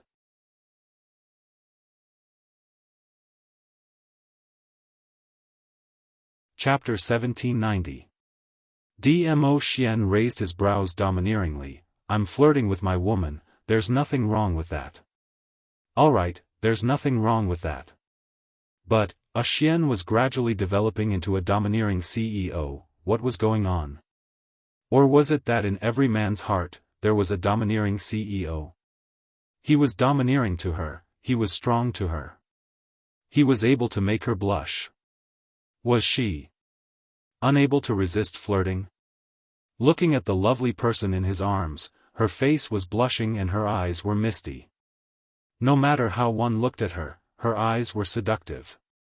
Dmo Xian's blood was surging.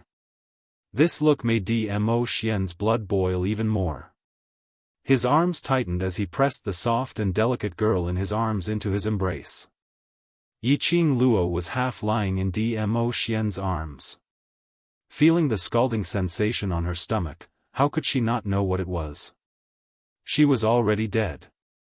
She blushed immediately and struggled to push Dmo Xian. Don't mess around. The auction is about to start. She struggled and rubbed against the man. This only made Dmo Xian's eyes darken. Yiqing Luo looked into that pair of peach blossom eyes which were full of affection. She only felt that if eyes could be used to do it, she would probably be done 7 or 8 times by Dmo Xian's eyes. That strong desire, Yiqing Luo could see it clearly. She was getting more and more flustered. Xian, calm down, I don't want to put on an erotic show with you here. Yiqing Luo's little heart trembled, little she is still on the side. This man was a little too jealous, wasn't he? This private room was only covered by a white veil. When the wind blew, the veil fluttered. If Dmo Xian was really here, he would definitely take her. She would really collapse. She won't wake up. Dmo Xian's hoarse voice rang in her ears. The man's heavy breathing sprayed into her ears. Extremely heavy. The elegant sandalwood fragrance revealed an aura that made one blush. Yiqing Luo's delicate body was also trembling from the heat, slightly warm. Hearing the man's firm words, Yiqing Luo suddenly understood something. She fell asleep. It's you who did it? The man raised his eyebrows in disbelief. This man had made up his mind to take the opportunity to teach her a lesson. At this moment, a deep voice suddenly came from the auction hall. Immediately, the noisy hall quietened down. Yiqing Luo raised her eyes and stared at Dmo Xian, as her fist pounded on his chest. The auction is about to start, stop fooling around. Saying that, she had already stood up from Dmo Xian's arms. This time, Dmo Xian did not stop her. The man's hand on her waist slid down. The elegant scent of sandalwood disappeared. The man's unique warmth also gradually dissipated. Yiqing Luo's heart actually felt a little empty. Her heart skipped a beat and she clenched her fists. She would not feel empty, lonely, or cold. She was not the kind of woman who could not live without a man. She must not let Dmo Xian lead her astray. Shaking off the distracting thoughts in her mind, Yiqing Luo walked briskly to the side of the veil and lifted it. She saw the tall stage in the middle of the auction hall, and the white-browed old man who was beside Shi Ruoyu earlier stood there, explaining the rules of the auction. The hall, which could accommodate more than 20,000 people, was actually filled with people. Looking at the private rooms in front, it was also full. Yiqing Luo couldn't help but sigh silently. It was indeed the #1 auction house in the southern continent. It indeed lived up to its reputation. She watched the bustling scene in high spirits.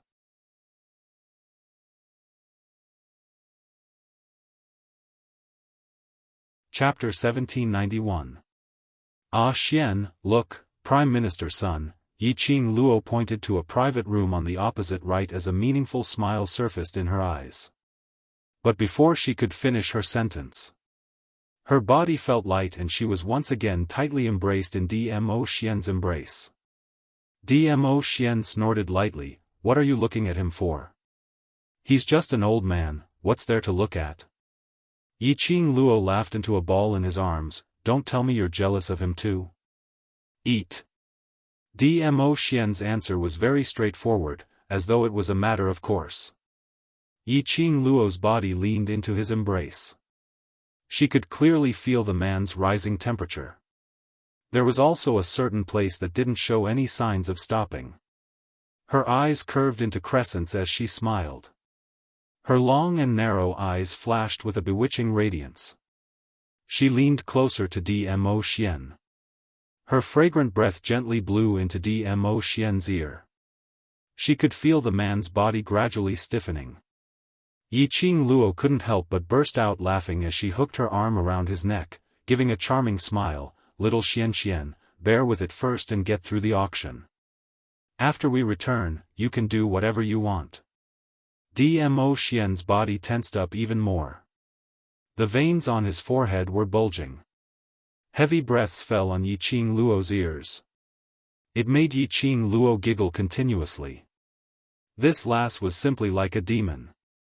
Dmo Xian's eyes were scarlet red as he stared fiercely at Yiqing Luo.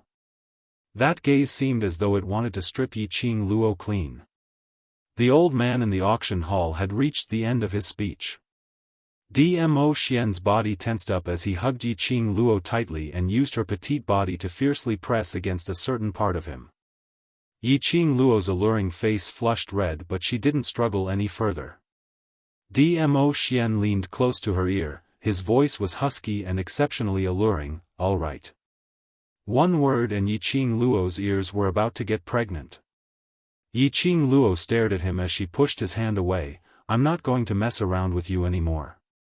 The auction has already started. Hasn't Jin Zi found Xiao Yi yet? Jin Zi and Xiao Yi both had invitations. The name of their private room was printed on the invitation. He should have been able to find them. It had been so long, but they still hadn't come to the private room.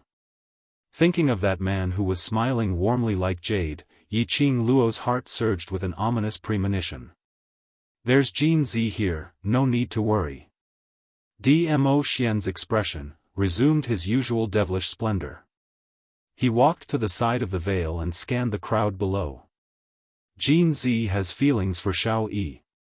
Yiqing Luo's slender brows creased as she glanced sideways at him. Jin Zi's ability, isn't it only at Earth Profound 7th grade? I can barely protect myself, but protecting Xiao Yi is a little difficult. Dmo Xian looked ahead, the expression on his face was rather complicated. After a while, he sighed softly. He is not as simple as he seems, but I can be sure that Xiao Jin will not harm any of you. Jin Zi wasn't as simple as she thought. Indeed, she had always felt this way. He just didn't want to speculate too much about his brother. Everyone had their own secrets. A secret that he did not wish to be explored by others. However, you know Jin Zi's identity? Yiqing Luo's brows rose as she felt curious. Dmo Xian only smiled. Seeing that he didn't intend to say, Yiqing Luo couldn't be bothered to ask any further. Since Dmo Xian had already said that Xiao Jin could protect Yan Xiaoyi. She believed in Dmo Xian's words. At this moment, the auction stage started to stir up the atmosphere and heat.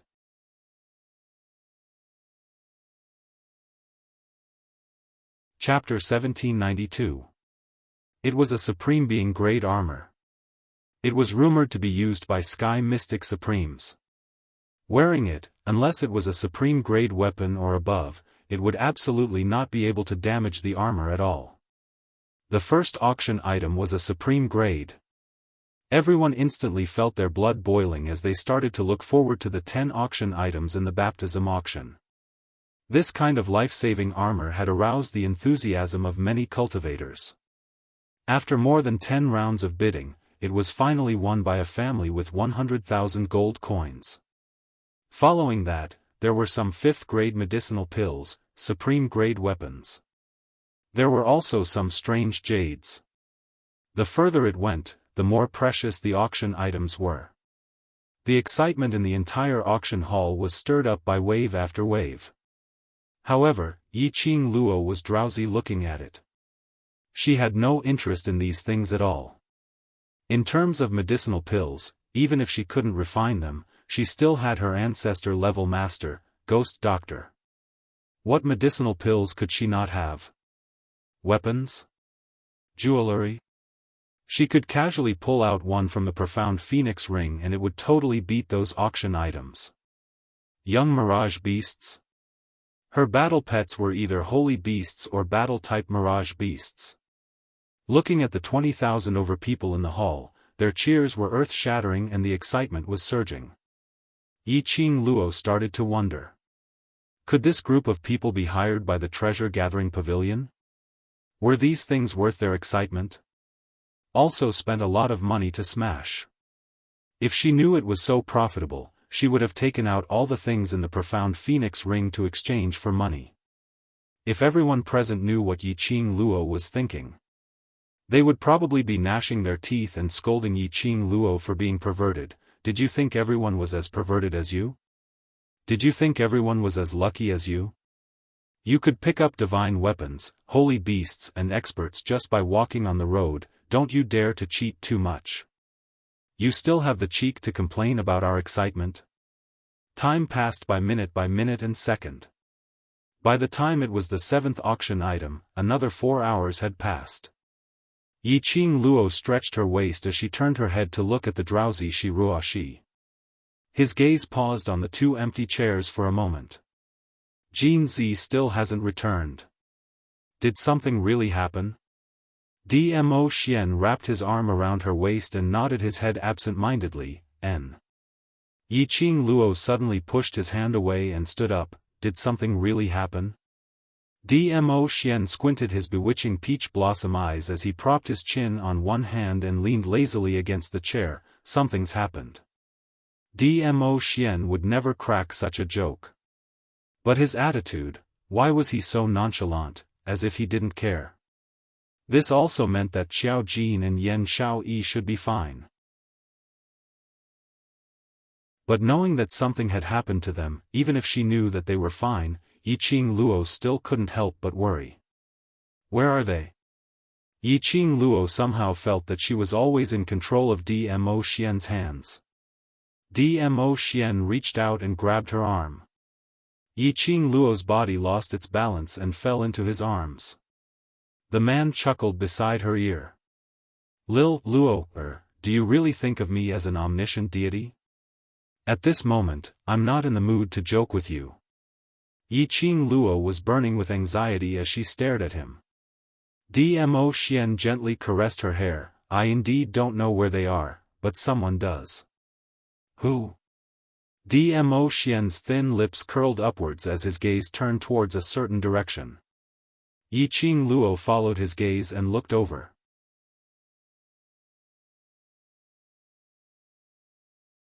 Chapter 1793. At the opposite right corner of their private room, under the floating veil, Yiqing Luo could vaguely see the person seated inside. Brown embroidered gold robe, clouds of auspicious clouds, golden edges rolling. His figure was tall and straight, his gentle jade-like face bore a gentle smile, quietly watching the auction below. Xiaofan. Yiqing Luo subconsciously grabbed Dmo Xian's sleeve tightly. Did he make a move on Jin Zi and Xiao Yi? Xiaofan was actually in the right corner of their private room. From the angle of her private room, she really couldn't see clearly. And with the veil covering, it was impossible to notice that private room. If it wasn't for Dmo Xian's detection, she probably wouldn't be able to sense who was in that private room till the end of the auction. But, from that angle, Xiaofan could totally see their entire private room. These 4 invitations were prepared by Xiaofan for them. The private room's location was also decided by Xiaofan. Was he trying to spy on them? His target is you. Dmo Xian's meaning was that Yan Xiao Yi and Xiao Jin were currently safe. Yiqing Luo raised her head. Since he wants to deal with me, why? Specially let Xiao Yi come here? You're like a loach. He shed all pretenses to capture you, but if you run away, wouldn't there be no more chances in future? Dmo Xian patted her shoulder lightly. Warm embrace, warm breath, elegant sandalwood fragrance. All of these gave Yiqing Luo a sense of security. His identity is Xiao Yi's fiancé. Using Xiao Yi's name, he invited you to treasure gathering chambers so that it wouldn't arouse your suspicions and the other brother's suspicions. Moreover, with Xiao Yi in his hands, even if they shed all pretenses, he's not afraid that you will run away. Dmo Xian's voice calmly analyzed Xiaofan's motive. When does he intend to make a move on me? Yiqing Luo's slender brows creased. Moreover, he knows that I have you by my side, so he shouldn't dare to act rashly. So, without absolute confidence, he wouldn't dare to make a move easily. Dmo Xian leaned close to her ear. Today, you must not leave my side. Yiqing Luo felt her skin itching as she shrank back and hung her head down as she grumbled. I know, I will definitely hug your thick thighs tightly. Don't just talk about it. If you leave me on your own accord, when we return. Dmo Xian's voice lowered again. I will punish you. You won't be able to get off the bed. Yiqing Luo's petite body trembled, her little head leaned on his chest, shaking and swaying. You beast. I won't give you that chance. She absolutely believed it. This man would do what he said. In the opposite corner of the private room, Xiaofan held a cup of tea and took a sip. His gentle gaze fell onto Yiqing Luo's private room. The white veil fluttered. A man and a woman hugged each other tightly and seemed to be whispering something. After that, the girl shyly stepped into the man's embrace, as if she was acting coquettishly. From Xiaofan's angle, he could see the side of the man's face that had a teasing smile on it. His gentle eyes flashed past a trace of ridicule. Young master, the overlord has always been sinister and cunning, could it be? Behind the private room, an ugly and extremely sinister skinny old man opened his mouth in a low voice. Before he could finish his words, Xiaofan raised his hand, until the little old man's voice was heard. His thin lips rose slightly, as gentle as the wind, like the spring breeze caressing one's face. However, if one were to look closely, one would find that the smile was actually hiding an extremely cold and sinister aura.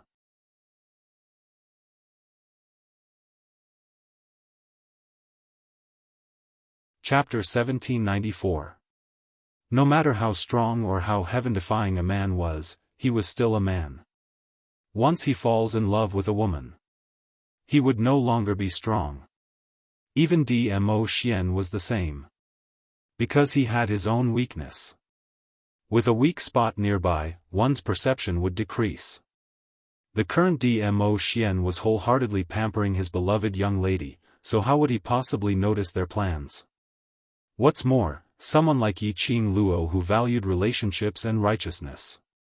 He had the two men in his hands. He didn't believe that Yiqing Luo would abandon his brothers and leave with Dmo Xian.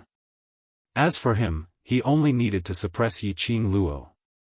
Were they still afraid that Dmo Xian would not surrender obediently? This time, not only could he help his father to bring Yiqing Luo back to the island. They could even capture Dmo Xian along with them. At the same time, he could also make use of Dmo Xian, to take all the forces in the imperial palace for his own use. At that time, he would be his father's favorite son. He would also become the future island master. The skinny old man frowned. Young master, you are too confident. This kind of confidence is not a good thing. As the future master of the island, he naturally hoped that the young master could face everything with confidence. However, the other party was Di Zun. He was a legendary figure in the Nirvana realm. Even the island lord wouldn't dare to touch the Arch Palace. The young master actually wanted to swallow the entire imperial palace? Wasn't his appetite a little too big? I guarantee that nothing will go wrong with today's plan. Shi Shanglan's expression suddenly darkened when he heard someone questioning him. His eyes and smile were still as gentle as the spring breeze. However, there was a strange viciousness to it. No matter how one looked at that face that was as gentle as jade, there was a sense of incongruity. Wuxia, you just need to follow this young master's plan and arrange everything properly. After today's matter, this young master will definitely raise the status of you three siblings on the island. When the skinny old man called Wuxia heard that, the words of advice stopped at the tip of his tongue. Far away, Yiqing Luo's private room. Dmo Xian hugged Yiqing Luo's petite body, but his peripheral vision was faintly discernible as he shot a glance at Shi Shanglan. Ah Xian, after Shi Shanglan makes his move, if we follow him, will we be able to find Xiao Yi and Jin Zi? Yiqing Luo suddenly raised her head and looked at Dmo Xian. Dmo Xian caressed her fine black hair, so, what we can do now, is to wait. Wait, Yiqing Luo pursed her lips, but he hasn't taken any action, does it mean that he isn't fully prepared? If we continue to wait, won't we be giving them a chance to prepare? What is his identity? What is the power behind him? Not to mention, since he chose to make a move in the treasure-gathering pavilion with a few tens of thousands of people, even if he wasn't completely prepared, he would absolutely not give us the chance to take advantage of the situation. Dmo Xian lowered his head and looked at Yiqing Luo, who was unable to conceal the anxiety in her heart as he sighed softly. Everything about his lass was perfect. He was too sentimental and righteous. If a true expert had too many restraints in his heart, he would not be able to escape. This kind of restraint would only become a stumbling block to reaching the top. However, it was also because of the importance she attached to relationships. It was precisely because she seemed cold and hard, but in fact, she was a gentle girl. She attracted his gaze. His beloved Lil Luo, It was this kind of Lil Luo,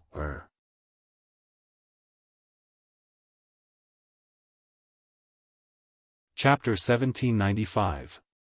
Yes, she wanted to bid for the heavenly primordial serene grass and use it to refine pills for the two little sacred beasts. But in the current situation, how could she care about the Tianyuan serene grass? But when Yiqing Luo raised her head and met with Dmo Xian's glistening peach blossom eyes, her petite body suddenly trembled. Right, her goal was to retrieve the sky primordial serene grass. If she didn't care about the Tianyuan serene grass, wouldn't she? Shanglan, who had been spying on her in the dark, sense her abnormality? She could not let Shanglan suspect anything.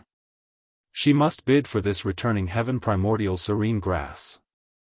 Now. What number of items are we at now? Yiqing Luo turned her head and looked outside the veil towards the direction of the first floor.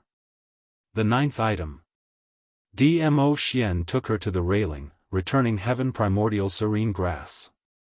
The 9th item for auction was the sky returning primordial serene grass which Yiqing Luo wanted. Fortunately, he did not miss it. At this moment, there were still more than 3,000 people bidding for the heaven returning origin serene grass.